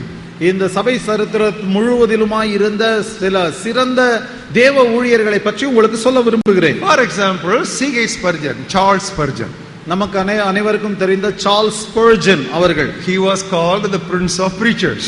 அவர் பிரசங்கிகளின் வேந்தர் என்று அழைக்கப்பட்டார். Almost every other preacher has got Spurgeon's notes with him in his study. எந்த ஒரு பிரசங்கியா இருந்தாலும் இந்த Spurgeon அவர்களுடைய பிரசங்க குறிப்புகளை உபயோகப்படுத்துகிறார்கள். He lived between 1834 and 1892. 1834வது ஆண்டிலிருந்து 1892வது ஆண்டு வரை வாழ்ந்தவர். He became a strong Calvinist. அவர் மிகவும் உறுதியான கால்வினிஸ்டாக மாறினார். Then there was a revivalist from America. அதேபோல் அமெரிக்காவிலே ஒரு பெரிய எழுப்புதல் ஊழியர். His name was Charles Finney. அவருடைய பெயர் சார்ல்ஸ் ஃபின்னி என்பதாகும். And he lived between 1792 and 1875. அவர் 1792வது ஆண்டிலிருந்து 1875வது ஆண்டு வரை வாழ்ந்தவர். Very surprisingly, he also became a strong Calvinist. ஆச்சரியப்படும் விதமாக அவரும் ஒரு பெரிய கால்வினிஸ்டாக மாறினார். But one difference, even though he was a strong Calvinist, he laid a heavy stress on man's ability to repent. ஒருவேளை அவர் கால்வினிஸ்டாக இருந்தாலும் மனம் திரும்புவதிலே மனிதனுடைய பங்கை அதிகமாக வலியுறுத்தி சொன்னார். And we all know about George Muller. நம்ம எல்லாருக்கும் ஜார்ஜ் முல்லர் அவர்களை தெரியும். His faith and his biographies is known to every Christian. அவருடைய வாழ்க்கை சரிதையை நாம் படித்திருக்கிறோம், எல்லா கிறிஸ்தவர்களுக்கும் நன்கு தெரிந்தவர். He lived between 1805 and 1898. அவர் 1805ஆம் ஆண்டிலிருந்து 1898ஆம் ஆண்டு வரை வாழ்ந்தவர். He was one of the strong brethren. அவர் மிகவும் உறுதியான பிரதரன் சபையை சேர்ந்தவர். If you are a brethren, you are a Calvinist. நீங்கள் பிரதரன் சபையை சேர்ந்தவரானால் கண்டிப்பாக கால்வின் தத்துவத்தை பின்பற்றுகிறவர். Then we all heard about Hudson Taylor. Every missionary organization will refer to Hudson Taylor. ஒவ்வொரு missionary இயக்கமும் குறிப்பிட்டு சொல்லுகிறதான மாபெரும் ஊழியர் Hudson Taylor. He lived between 1832 and 1905. அவர் 1832வது ஆண்டிலிருந்து 1905ஆம் ஆண்டு வரை வாழ்ந்தவர். He was also a strong brethren and a Calvinist. அவரும் மிக உறுதியான பிரதரன் சபையை சேர்ந்தவர், கால்வின் தத்துவத்தை பின்பற்றுகிறவர். And we all know about Matthew Henry. Matthew Henry அவர்களை நமக்கு நன்கு தெரியும். His commentary is a home word all over the world. இன்றைக்கு உலகம் முழுவதிலும் அவர் எழுதியதான வியாக்கியானம் ஒவ்வொரு கிறிஸ்துவ வீட்டிலும் இருக்கிறதான வியாக்கியானம். It is 1662 to 1714. அவர் 1662வது ஆண்டிலிருந்து 1714ஆம் ஆண்டு வரை வாழ்ந்தவர். He belonged to the Presbyterian Church. அவர் பிரெஸ்பிட்டீரியன் திருச்சபையை சேர்ந்தவர். And he was very much in favor of Calvinism. அவர் மிகவும் கால்வினிசத்தை பின்பற்றினவராய் இருந்தார். And then we all know about D.L. Moody. D.L. மூடி அவர்களை தெரியும். He lived between 1837 and 1899. 1837வது ஆண்டிலிருந்து 1899வது ஆண்டு வரை வாழ்ந்தவர். Then we all know about David Livingstone. நமக்கு டேவிட் லிவிங்ஸ்டன் அவர்களை தெரியும். He lived between 1813 and 1893. அவர் 1813ஆம் ஆண்டிலிருந்து 1893ஆம் ஆண்டு வரை வாழ்ந்தவர். And both of them were very heavily Calvinistic preachers. அவர்கள் இருவருமே மிகவும் உறுதியான கால்வினிசத்தை பிரசங்கிக்கிறவர்கள். And Billy Graham is a Baptist. Billy gram அவர்கள் பாப்டிஸ்ட் திருச்சபையை சேர்ந்தவர். William Carey was a Baptist. William carry அவர்களும் பாப்டிஸ்ட் திருச்சபையை சேர்ந்தவர். Now Baptists are divided into Calvinian Baptist and Arminian Baptist. இந்த பாப்டிஸ்ட் திருச்சபையை சேர்ந்தவர்கள் கால்வினை பின்பற்றுகிறவர்கள் என்றும் ஆர்மீனிய தத்துவத்தை பின்பற்றுகிறவர்கள் என்றும் பிரிந்தவர்கள். So where exactly Billy Graham will fit or where exactly William Carey will fit, I tried to make some research and I could not place them. Billy gram அவர்களும் William carry அவர்களும் இந்த இரண்டு தத்துவத்தில் எதை உறுதியாய் பின்பற்றினார்கள் என்பதை கண்டுபிடிக்க முயற்சி செய்தேன், என்னால் முடியவில்லை. Pentecostals are generally Arminian. பெந்தேகோஸ்தேக்காரர்கள் பொதுவாக ஆர்மீனியன் தத்துவத்தை பின்பற்றுகிறவர்கள். Non-Pentecostal evangelicals are generally Calvinistic. Pentecost அல்லாத தொன்று தொட்டு இருந்து வரும் கிறிஸ்துவத்தை விசுவாசிக்கிறவர்கள் கால்வினிசத்தை பின்பற்றுகிறவர்கள். So we find that in the past and in the present there are sincere men of God on either side. ஆகையினால் சபை சரித்திரத்தை பார்க்கும் பொழுது அந்த சபை சரித்திரத்தின் இரு பக்கத்திலும் இந்த கால்வினிசத்தையும் ஆர்மீனியத்தையும் பின்பற்றுகிறதான உண்மையான தேவ ஊழியர்கள் இருந்திருக்கிறார்கள். Take Scofield Bible. நமக்கு இருக்கிறதான ஸ்கோஃபீல்ட் வேத புத்தகத்தை பாருங்கள். He was a very strong Calvinist. அவர் ஒரு உறுதியான கால்வின் தத்துவத்தை பின்பற்றுகிறவர். Take Dake. டேக்ஸ் பைபிளை பாருங்கள். Dake was a very strong Arminian. Take ஒரு ஆர்மீனியன் கொள்கையை பின்பற்றுகிறவர். Now all of you have a question. Brother Stanley, what is your position? அவர்களை நீங்கள் கேட்கலாம். சகோதரர் ஸ்டான்லி அவர்களை விடுங்கள், உங்கள் கதை என்ன? I know I have written that here. What is my position? என்னுடைய நிலைப்பாடு என்ன? What do I advocate? நான் எதை போதிக்கிறேன்? I believe, please listen to me carefully. I believe, நான் சொல்வதை கவனமாய் கேளுங்கள். I believe that Calvinism and Arminianism are simply two sides of the same coin. நான் விசுவாசிக்கிறது என்னவென்றால் கால்வினிசமும் ஆர்மீனியனிசமும் ஒரே நாணயத்தின் இரு பக்கங்கள். That's all. When I study their passages, that is the conclusion I am coming to. அந்த வேத பகுதிகளை நான் படித்தபோது நான் முடிவுக்கு வந்தது இதுதான். Because there are sufficient scripture passages to support both the views. ஏனென்று சொன்னால் போதுமான அளவுக்கு வேத பகுதிகள் இந்த இரண்டு தத்துவங்களையுமே ஆதரிக்கின்றன. So the Bible is neither Calvinistic nor Arminian. It beautifully blends both these views. வேத புத்தகத்தை நாம் பார்த்தால் அது கால்வின் தத்துவத்தையோ ஆர்மீனியன் தத்துவத்தையோ சார்ந்திருக்கவில்லை. ஆனால் அந்த இரண்டு எண்ண ஓட்டங்களையும் ஒருங்கிணைத்து அழகாக சொல்லுகிறது. I'm going to give you some passages, very delicate passages. Understand that carefully. Otherwise you will be confused in future about your own position in Christ. நான் இப்பொழுது உங்களுக்கு சில வேத பகுதிகளை சொல்லப் போகிறேன், கவனமாக கேளுங்கள். இல்லை என்று சொன்னால் நீங்கள் எதை விசுவாசிக்கிறீர்கள் என்று உங்களுக்கே குழப்பம் வந்துவிடும். Turn with us to book of Philippians, 2nd chapter. பிலிப்பியருக்கு எழுதினதான நிருபம் 2வது அத்தியாயத்திற்கு வாருங்கள். Look at the 12th verse. 12வது வசனம். It says, work out, in the last portion we just now read, work out your own salvation with fear and trembling. அந்த 12வது வசனத்தினுடைய கடைசி பாகம், அதிக பயத்தோடும் நடுக்கத்தோடும் உங்கள் ரட்சிப்பு நிறைவேற பிரயாசப்படுங்கள். There is in the original there is no full stop after that.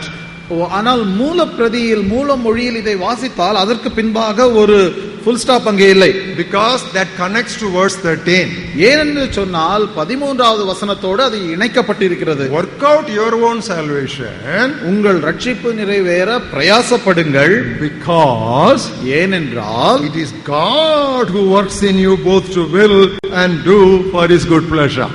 ஏனெனில் தேவனே தம்முடைய தயவுள்ள சித்தத்தின்படி விருப்பத்தையும் செய்கையையும் உங்களில் உண்டாக்குகிறவராய் இருக்கிறார். 12th word speaks about God's man's part and 13th word speaks about God's part. Both come together. 12வது வசனம் ரட்சிப்பில் மனிதனுடைய பங்கை சொல்லுகிறது, 13வது வசனம் தேவனுடைய பங்கை சொல்லுகிறது. You see, both are connected. இது இரண்டும் இணைக்கப்பட்டிருக்கிறது. The Bible is always balanced. ஆகையினால் வேத புத்தகம் எப்பொழுதும் சமநிலையில் இருக்கிறது. It is there sprinkled in the Old Testament also. இது பழைய ஏற்பாட்டிலும் குறிப்பிடப்பட்டிருக்கிறது. Turn with us to book of Jeremiah, 32nd chapter. எரேமியா தீர்க்கதரிசியின் புத்தகம் 32வது அத்தியாயத்திற்கு வாருங்கள். Look at the 40th verse. Now very recently I meditated this verse.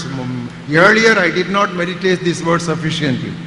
32வது அத்தியாயத்திலே 40வது வசனத்தை பாருங்கள். இதை சமீபத்தில் தானே நான் தியானித்தேன். I will make an everlasting covenant with them, that I will not turn away from doing them good. This is God's part in man's salvation. அங்கு அந்த 40வது வசனம் எரேமியா 33:40 32:40 அவர்களுக்கு நன்மை செய்யும்படி நான் அவர்களை விட்டு பின்வாங்குவதில்லை என்று நித்திய உடன்படிக்கையை அவர்களோட பண்ணி. No, that this is God's part in man's salvation. இது மனிதனுடைய ரட்சிப்பில் தேவனுடைய பங்கு. Then comes man's part in man's salvation. ஆனா அதற்கு பிறகு மனிதனுடைய ரட்சிப்பில் மனிதனுடைய பங்கு வருகிறது. But I will put my fear in their hearts so that they will not depart from me. அவர்கள் என்னை விட்டு அகன்று போகாதபடிக்கு எனக்கு பயப்படும் பயத்தை அவர்கள் இருதயத்தில் வைப்பேன்.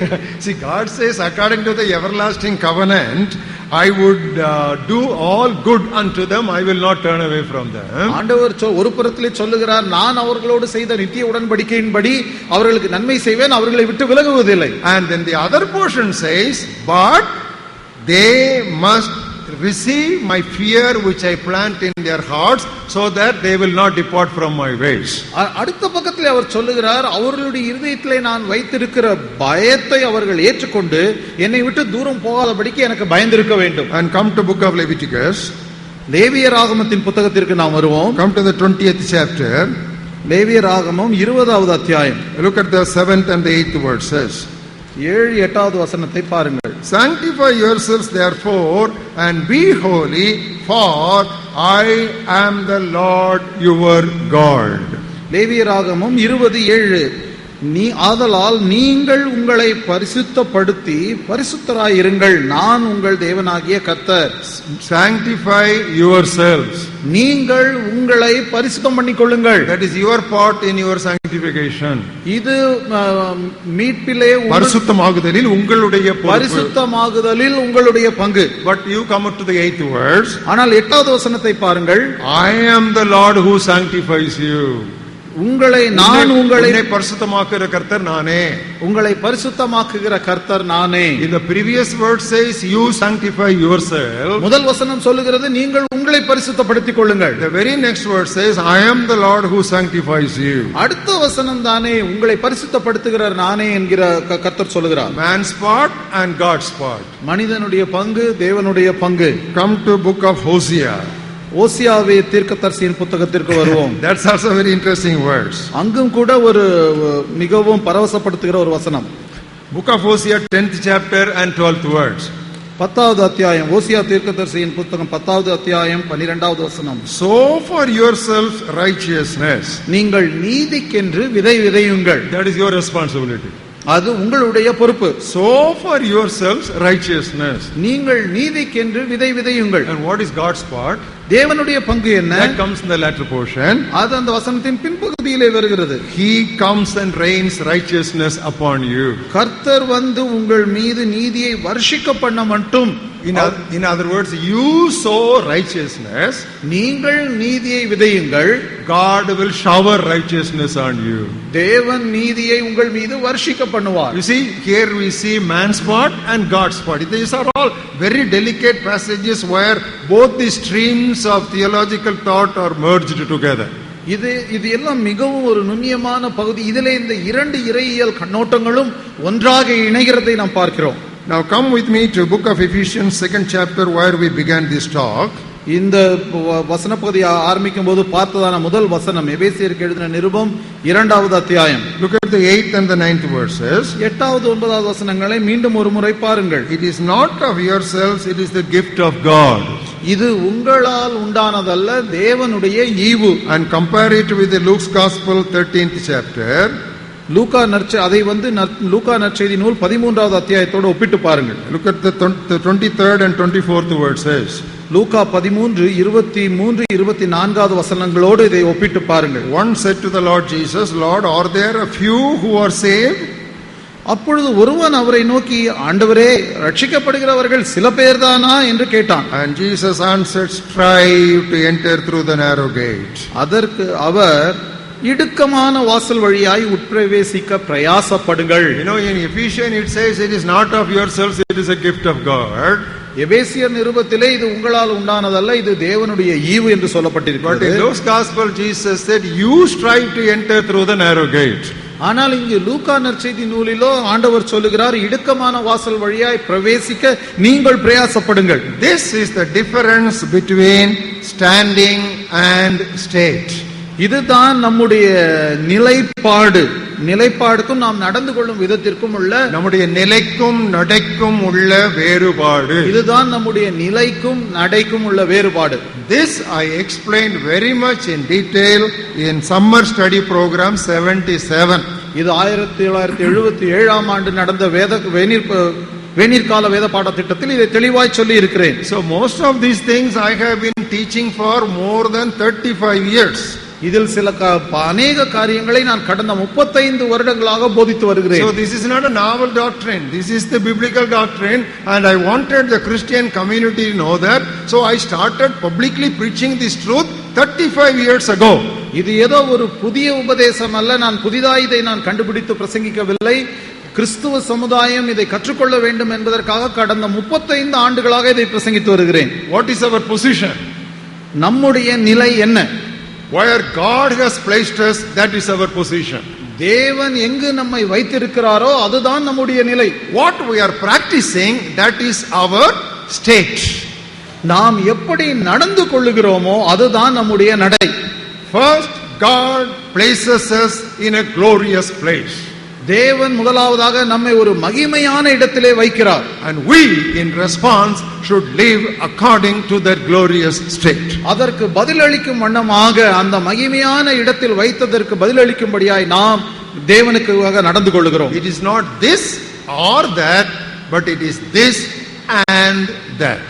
இதுவா அல்லது அதுவா என்றல்ல, இதுவும் அதுவும் சேர்ந்ததுதான் இந்த தத்துவம். I'm going to give you lots of biblical illustrations. You have to quickly come along with me, quickly turning your Bible with your left fingers and taking down notes with your right fingers. நான் இப்பொழுது உங்களுக்கு அநேக வேத குறிப்புகளை நான் விரைவாக சொல்ல போகிறேன்.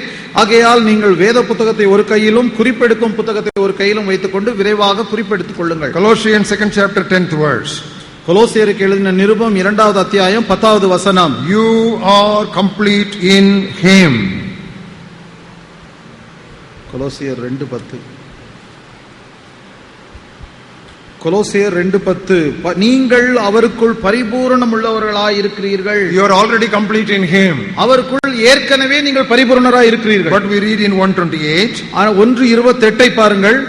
We are warning every man and teaching every man that we may present every man perfect in Christ Jesus. எந்த மனுஷனையும் கிறிஸ்து இயேசுவுக்குள் தேறினவனாக நிறுத்தும்படிக்கு அவரையே நாங்கள் அறிவித்து எந்த மனுஷனுக்கும் புத்தி சொல்லி எந்த மனுஷனுக்கும் எல்லா ஞானத்தோடும் உபதேசம் பண்ணுகிறோம். One side you are already complete, other side the apostles are laboring to present you perfect. ஒருபுறம் அவர்கள் கிறிஸ்துவுக்குள்ளாய் முதலிலேயே பரிபூரணராய் இருக்கிறார்கள், ஆனால் மறுபுறத்தில் அப்போஸ்தலர்கள் தங்களால் முடிந்த அளவுக்கு அவர்களை பரிபூரணராக்கும்படி பிரயாசப்படுகிறார்கள். Come to Colossians 3rd chapter. அதே கொலோசியர் புத்தகத்தில் 3வது அத்தியாயம் verses 9 and 10. 9-10 வசனங்கள். It says you have already put off the old man. அதிலே அவர்கள் சொல்லுகிறார்கள், பழைய மனிதனை களைந்து போட்டு இருக்கிறீர்கள். And you have already put on the new man. நீங்கள் புதிதான மனிதனை தரித்துக் கொண்டிருக்கிறீர்கள் என்று சொல்லுகிறார்கள். So you already done it. நீங்கள் அதை ஏற்கனவே You செய்திருக்கிறீர்கள். have put off the old man and you have put on the new man. பழைய மனிதனை களைந்து விட்டு புதிய மனிதனை தரித்துக் கொண்டிருக்கிறீர்கள். But 5th word says you put off the old man. ஆனால் 5வது வசனத்தை நீங்கள் பார்த்தால் அந்த பழைய மனிதனை களைந்து போடுங்கள், அழித்து போடுங்கள். So one is the standing and the other is the state. ஒன்று நம்முடைய நிலைப்பாடு, மற்றொன்று நம்முடைய நடை. Come to Romans 8th chapter. அடுத்தபடியாக ரோமருக்கு எழுதின 8வது அத்தியாயத்திற்கு வாருங்கள். And look at the first verse. முதலாவது வசனம். There is therefore no condemnation to those who are in Christ Jesus. அது மட்டும் வாசிங்க. கிறிஸ்து இயேசுவுக்குட்பட்டவர்களாய் இருக்கிறவர்களுக்கு ஆக்கினை தீர்ப்பு இல்லை. That is our standing. இதுதான் நம்முடைய நிலை. No condemnation to those who are in Christ Jesus. யாரெல்லாம் கிறிஸ்து இயேசுக்குள்ளாய் இருக்கிறார்களோ அவர்களுக்கு ஆக்கினை தீர்ப்பு இல்லவே இல்லை. But there is a responsibility. ஆனால் அதற்கு நாம் பிரதிபலனாக ஒன்று செய்ய வேண்டியிருக்கிறது. They do not walk according to the flesh, but they walk according to the Spirit. ஆனால் மாம்சத்தின் படி நடவாமல் ஆவியின் படி நடக்கிறவர்களுக்கு தான் ஆக்கினை தீர்ப்பு இல்லை. So one is standing, other is state. ஒன்று நம்முடைய நடை, நாம் எப்படி நடந்து கொள்கிறோம் வாழ்கிறோம் என்பது, மற்றொன்று நாம் இருக்கும் நிலை. Now come with me to 1 Peter 2nd chapter. என்னோடு கூட 1 பேதுரு 2வது அத்தியாயத்திற்கு வாருங்கள். Some of you, there are about 10 of you who attended summer study program 77. For you it will be a recollection of those beautiful glorious days. அந்த வேநீர்கால வேத பாடத்திட்டம் 77 பங்கு பெற்றவர்களுக்கு இது நினைவில் இருக்கும். And come to the 2nd chapter and the 9th verse. 2வது அத்தியாயம் 9வது வசனம். It says you are a holy nation. நீங்கள் பரிசுத்தமான ஜாதி, பரிசுத்தமான ஒரு மக்கள். You are already a holy nation. நீங்கள் ஏற்கனவே பரிசுத்தமாக்கப்பட்ட ஜனங்கள். So what should you do? ஆகையால் நாம் என்ன செய்ய வேண்டும்? 11th word says as pilgrims you abstain from fleshly lust which war against the soul. 11வது வசனம் என்ன சொல்லுகிறது? அந்நியர்களும் பரதேசிகளுமாய் இருக்கிற நீங்கள் உங்கள் ஆத்துமாவுக்கு விரோதமாய் போர் செய்கிற மாம்ச இச்சைகளை விட்டு விலகுங்கள். You are already a holy nation, therefore you get out of all that is rubbish. You don't become holy by getting out of rubbishness. You are made holy and you walk holy. நீங்கள் ஏற்கனவே பரிசுத்தராய் இருக்கிறீர்கள், ஆகையினாலே இந்த மோசமான காரியங்களை விட்டு விலகுங்கள் என்று சொல்லுகிறார். இந்த மோசமான காரியங்களை விட்டு விலகுவதனாலே நீங்கள் பரிசுத்தராய் ஆகுவதில்லை, ஆனால் நீங்கள் பரிசுத்தராய் இருக்கிறபடியினாலே இந்த கெட்ட காரியங்களை எல்லாம் விட்டு விலகி Are விடுங்கள். you able to understand that the delicate hairline between these two avenues or streams of theology? இந்த இருபெரும் இறையியல் தத்துவத்திற்கு நடுவே உள்ளதான மயிரிழை போன்றதான ஒரு சிறிய ஒரு கோடு வருவதை நீங்கள் இதில் பார்க்கலாம். 1 Corinthians 6 chapter 11th verse. 1 கொரிந்தியர் 6வது அத்தியாயம் 11வது வசனம். You were washed, you were sanctified, and you were justified in the name of the Lord Jesus and by the Spirit of our God. கர்த்தராகிய இயேசு கிறிஸ்துவின் நாமத்தினாலும் தேவனுடைய ஆவியினாலும் கழுவப்பட்டீர்கள், பரிசுத்தமாக்கப்பட்டீர்கள், நீதிமான்கள் ஆக்கப்பட்டீர்கள். Three things: washed, sanctified, justified. பாருங்கள், கழுவப்பட்டீர்கள், பரிசுத்தமாக்கப்பட்டீர்கள், நீதிமான்களாக்கப்பட்டீர்கள். Therefore, ஆகையினால் in verses 12 and 13 says, don't get addicted to anything. 12வது 13வது வசனங்கள் சொல்லுகிறது, எதற்கும் அடிமைப்படாதீர்கள். All things are lawful for me, but all things will not be helpful for me. எல்லாவற்றையும் அனுபவிக்க எனக்கு அதிகாரம் உண்டு, ஆனால் எல்லாம் எனக்கு தகுதியாயிராது. All things are lawful for me, but I will not be brought under the power of any. எல்லாவற்றையும் அனுபவிக்க எனக்கு அதிகாரம் உண்டு, ஆகிலும் நான் ஒன்றிற்கும் அடிமைப்பட மாட்டேன். You are already washed, you are already sanctified, you are already justified. Therefore, walk according to that position. ஏற்கனவே ஆவியானவரால் கழுவப்பட்டு விட்டீர்கள், ஏற்கனவே நீங்கள் பரிசுத்தமாக்கப்பட்டு விட்டீர்கள், ஏற்கனவே நீதிமான்களாக்கப்பட்டு விட்டீர்கள். ஆகையினாலே அதற்கேற்ப நடந்து கொள்ளுங்கள். Now I will quickly tell the other references, and it is for you to read them at your leisure. மற்ற வேத குறிப்புகளை நான் சொல்லுகிறேன், அதை படிக்க வேண்டியது உங்களுடைய பொறுப்பு. 1 Corinthians 1st chapter 2nd verse. 1 கொரிந்தியர் 1வது அத்தியாயம் 2வது வசனம். Apostle Paul tells the Corinthians that you are sanctified in the Lord Jesus Christ. அந்த இடத்திலே அப்போஸ்தலனாகிய பவுல் கொரிந்தியரை பார்த்து நீங்கள் கிறிஸ்து இயேசுவுக்குள்ளாய் பரிசுத்தமாக்கப்பட்டவர்கள் என்று சொல்லுகிறார். But you know, you read 1 Corinthians and 2 Corinthians, there are so many evils that they had to repent of. ஆனால் நீங்கள் Corinth சபையை குறித்து பார்ப்பீர்கள் என்று சொன்னால் அவர்கள் எவ்வளவு பெரிய பாவத்திலெல்லாம் விழுந்திருப்பார்கள் என்று நீங்கள் பார்த்திருப்பீர்கள். From how many sins they had to repent of. ஆனால் அவர்கள் எவ்வளவு பாவங்களிலிருந்து மனம் திரும்ப வேண்டும் என்பதை நீங்கள் படிப்பீர்கள். 2 Corinthians 6 chapter 18th verse. 2 கொரிந்தியர் 6வது அத்தியாயம் 18வது வசனம். God says, I shall be your father, you shall be my sons and daughters. நான் உங்கள் பிதாவாய் இருப்பேன், நீங்கள் எனக்கு குமாரர்களும் குமாரத்திகளுமாய் இருப்பீர்கள் என்று சொல்லுகிறார். That is our privilege. அது அவர்களுடைய ஸ்லாக்கியம். And when you come to the 7th chapter, first verse, there is a responsibility. Therefore, walk in the fear of God, perfecting holiness. ஆனால் நீங்கள் 2 கொரிந்தியர் 7வது அத்தியாயம் 1வது வசனத்தில் வருவீர்கள் என்று சொன்னால், கிறிஸ்தவர்களாய் நம்முடைய பொறுப்பு என்ன என்று சொல்லுகிறது? தேவனுக்கு பயந்தவர்களாய் ரட்சிப்பை பரிபூரணப்படுத்துங்கள் என்று சொல்லுகிறார். No, walk in the fear of God, perfecting holiness. பரிசுத்தமாகுதலை தெய்வ பயத்தோட பூரணப்படுத்த கடவோம். பரிசுத்தமாக்குதலை தெய்வ பயத்தோட பூரணப்படுத்த கடவோம் என்று 7:1 சொல்லுகிறார். So because the 6th chapter says, I am your father and you are my son and daughter, 7th chapter begins saying, therefore you perfect holiness in the fear of God. I am your father, isn't it? So you walk according to my father's habit. 6:18 நாம் வாசிக்கும் பொழுது, தேவன் நம்முடைய பிதாவாய் இருப்பார், நாம் அவர்களுக்கு அவருடைய பிள்ளைகளாய் இருப்போம், குமாரர் குமாரத்திகளாய் இருப்போம் என்று சொல்லுகிறது. ஆகையினாலே அவர் நமக்கு பிதாவாய் இருக்கிறதுனாலே பிதாவுக்குரிய கனத்தை கொடுத்து நாம் பயத்தோட நம்முடைய பரிசுத்தத்தை பரிபூரணப்படுத்த வேண்டும். Titus 2nd chapter 11th verse. தீத்துவின் புத்தகம் 2வது அத்தியாயம் 11வது வசனம். It says salvation is through grace. ரட்சிப்பு கிருபையினால் மாத்திரம் என்றுதான் சொல்லுகிறது. And immediately the 12th verse says, 12வது வசனம் உடனடியாக சொல்லுகிறது, therefore deny ungodliness. ஆகையினால் தேவ பயபக்தி இல்லாத காரியங்களை அவபக்தியை வெறுத்து அவபக்தியை நிறுத்துங்கள் என்று சொல்லுகிறார். And then in the 13th verse, only then you can be ready at his coming.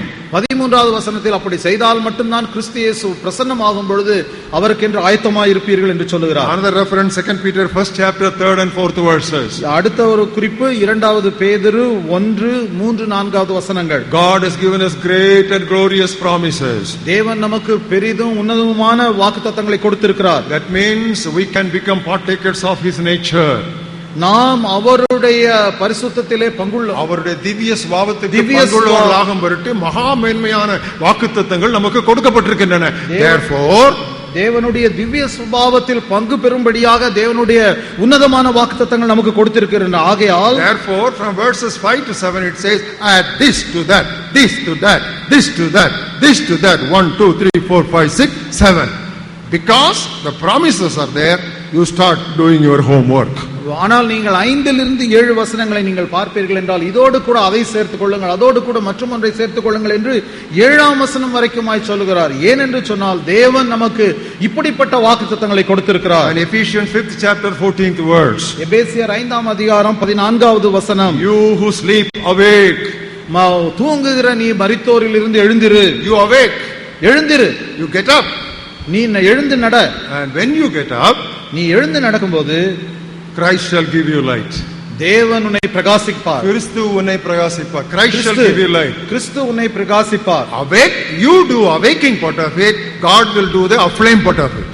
நீ நித்திரையிலிருந்து எழுந்திருக்கும் பொழுது தேவன் தன்னுடைய பங்கான பிரகாசிப்பை உன் மீது கட்டளையிடுவார். So you do your work, God does his part. So you find sometimes God's part comes first and man's part is stated next. Sometimes man's part is stated first and God's part is stated next. But somehow both these things go parallelly. சில வேத பகுதிகளிலே மனித ரட்சிப்பில் மனிதனுடைய பங்கு முதலில் சொல்லப்பட்டிருக்கும், தேவனுடைய பங்கு இரண்டாவதாக சொல்லப்பட்டிருக்கும். இன்னும் சில பகுதிகளிலே தேவனுடைய பங்கு முதலாவது சொல்லப்பட்டு மனிதனுடைய பங்கு பிற்பாடு சொல்லப்பட்டிருக்கும். ஆனால் இவை இரண்டுமே இணைந்து செல்வதை நாம் காண முடியும். 2 Timothy 1st chapter 12th verse. 2 தீமோத்தேயு 1ஆம் அதிகாரம் 12வது வசனம். What did Apostle Paul say? அங்கே அப்போஸ்தலனாகிய பவுல் என்ன சொல்லுகிறார்? I know he is able to keep what I have committed to him safe until that day. நான் அவரிடத்தில் ஒப்பு கொடுத்ததை அந்நாள் வரைக்கும் காத்துக்கொள்ள அவர் வல்லவராய் இருக்கிறார் என்று நான் நிச்சயித்திருக்கிறேன். ஒப்பு கொடுத்ததான் காத்துப்பார், ஒப்பு கொடுக்காதெல்லாம் அவர் வச்சிருக்க மாட்டார். What I have committed he is able to keep until that day. தேவனிடத்தில் நாம் ஒப்பு கொடுத்ததை தேவன் அந்நாள் வரைக்கும் காத்துக்கொள்வார் என்று விசுவாசித்திருக்கிறோம். And when Christ appears we shall be like him. 1 John 3rd chapter 2nd verse. இயேசு கிறிஸ்து வரும் 1 யோவான் 3வது அத்தியாயம் 2வது வசனத்திலே கிறிஸ்து வெளிப்படும்போது நாம் அவரை போல் இருப்போம். And everyone who has this hope in himself, verse 33 says, purifies himself. இந்த நம்பிக்கையுள்ள ஒவ்வொருவனும் தன்னை பரிசுத்தப்படுத்திக் கொள்ளுகிறான் என்று சொல்லுகிறார். You see, we shall be like him, that is a promise. நாம் அவரை போல் இருப்போம் என்பது வாக்குத்தத்தம். And if you have that conviction, you purify yourself as he is pure. நீ இப்படிப்பட்ட நம்பிக்கை இருக்கிற ஒவ்வொருவரும் அவரை போல் இருக்கும்படியாய் நம்மை நாமே சுத்திகரித்துக் கொள்வோம். Maybe I should look at a few verses. 1 John 5th chapter. 1 யோவான் 5வது அத்தியாயம். Look at the 18th verse. 18வது வசனத்தை பாருங்கள். The second portion of the 18th verse. 18ஆம் வசனத்தின் பின்பகுதி. Or maybe we can read the whole verse. Sorry. முழு வேத வசனத்தையும் வாசிப்போம். We know that whoever is born of God does not sin. தேவனால் பிறந்த எவனும் பாவம் செய்யான் என்று அறிந்திருக்கிறோம். How is it possible? இது எப்படி சாத்தியம்? There are two parts in that verse. அதிலே அந்த வசனத்தில் 2 பகுதிகள் உண்டு. He who is born of God keeps himself. தேவனால் பிறந்தவன் தன்னை காக்கிறான். That is man's responsibility. இது மனிதர்களுடைய பொறுப்பு. Then comes a promise. அதற்கு பிறகாக ஒரு வாக்குத்தத்தம்.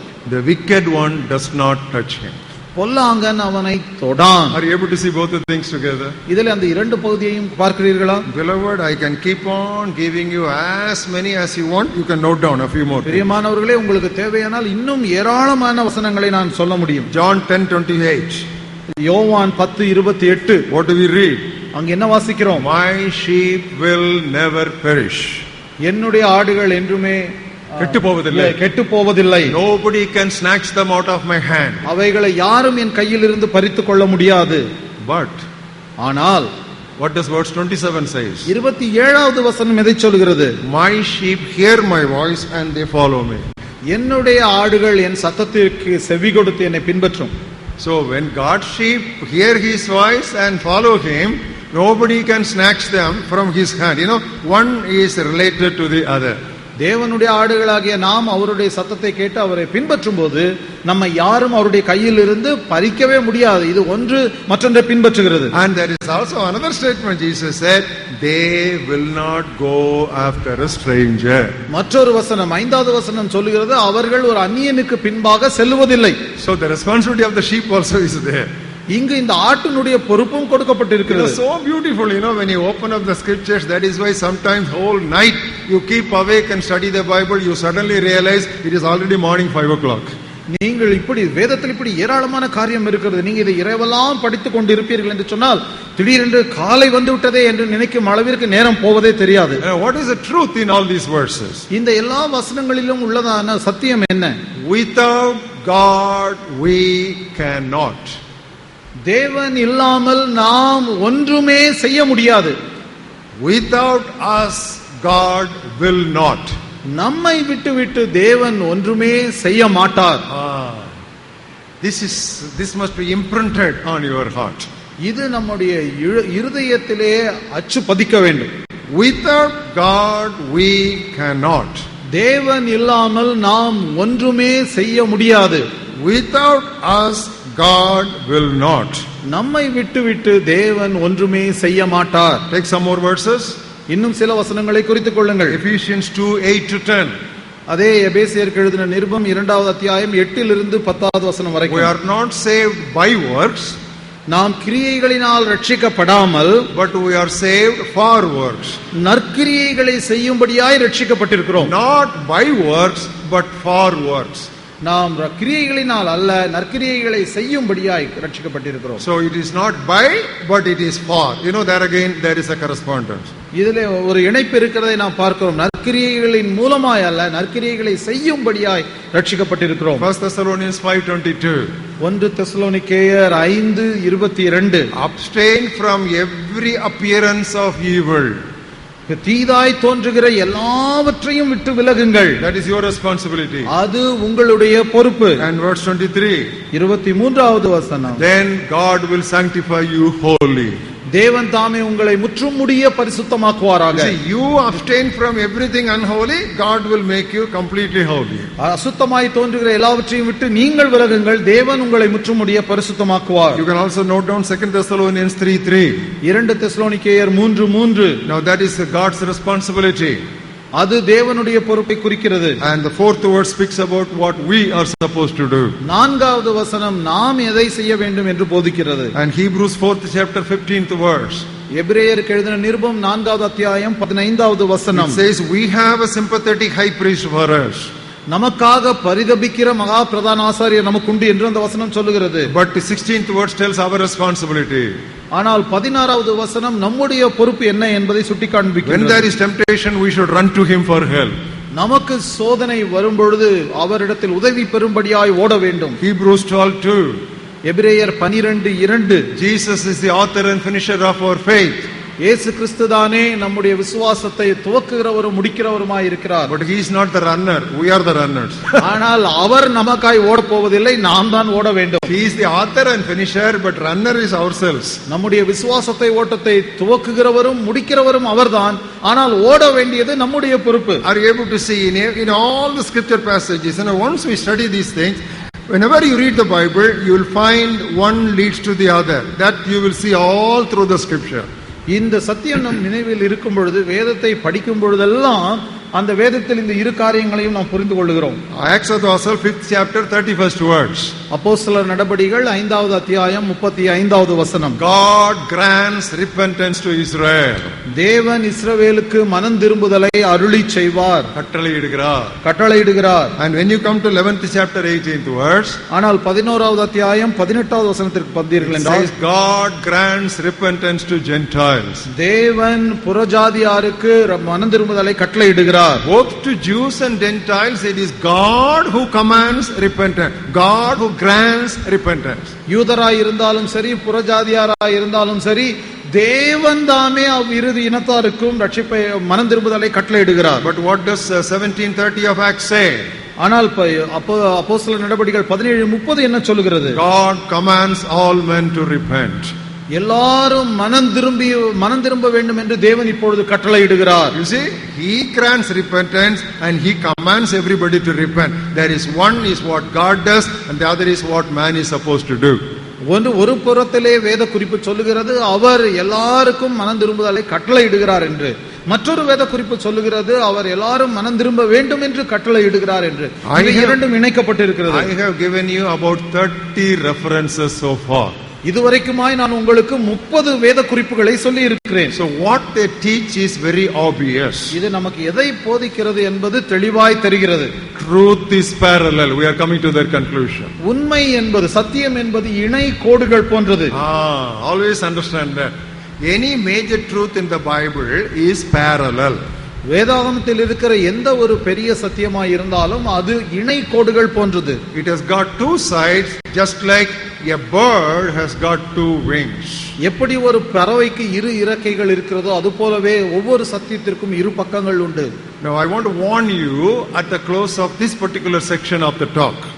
இந்த பகுதியில் உள்ள உபதேசத்திற்கு பிறகு உங்களுக்கு ஒரு எச்சரிக்கையை கொடுக்க விரும்புகிறேன். An overdose of Calvinism may make us careless Christians. அளவுக்கு மீறினதான கால்வின் தத்துவத்தை பின்பற்றுவது நம்மை கவனமற்ற கிறிஸ்தவர்களாய் மாற்றிவிடும். At the same time, அதே நேரத்தில் an overdose of Arminianism may make us joyless Christians. ஆர்மீனியனிசத்தை அளவுக்கு மீறி பின்பற்ற தொடங்கினால் அது நம்மை மகிழ்ச்சியற்ற கிறிஸ்தவர்களாய் மாற்றிவிடும். Avoid the extremes. இந்த ஒருபுற சாய்வை, ஓர கொள்கைகளை விட்டுவிடுங்கள். Hold both of them together in proper tension and balance. அந்த இரு தத்துவங்களையுமே ஒரு சமநிலையில் பிடித்து கொண்டு நடவுங்கள். These days, unfortunately, there is an overemphasis on the grace of God, an understatement of man's responsibility. இந்த நாட்களிலே துரதிருஷ்டவசமாக தேவனுடைய கிருபையை குறித்து அதிகமாய் வலியுறுத்தி சொல்லி மனிதனுடைய பங்கை வலியுறுத்தாமல் விட்டு விடுகிறார்கள். So I am going to spend some time with you dealing with that particular evil. இந்த ஒரு தீமையான காரியத்தை குறித்து சில நேரம் உங்களோடு பேச போகிறேன்.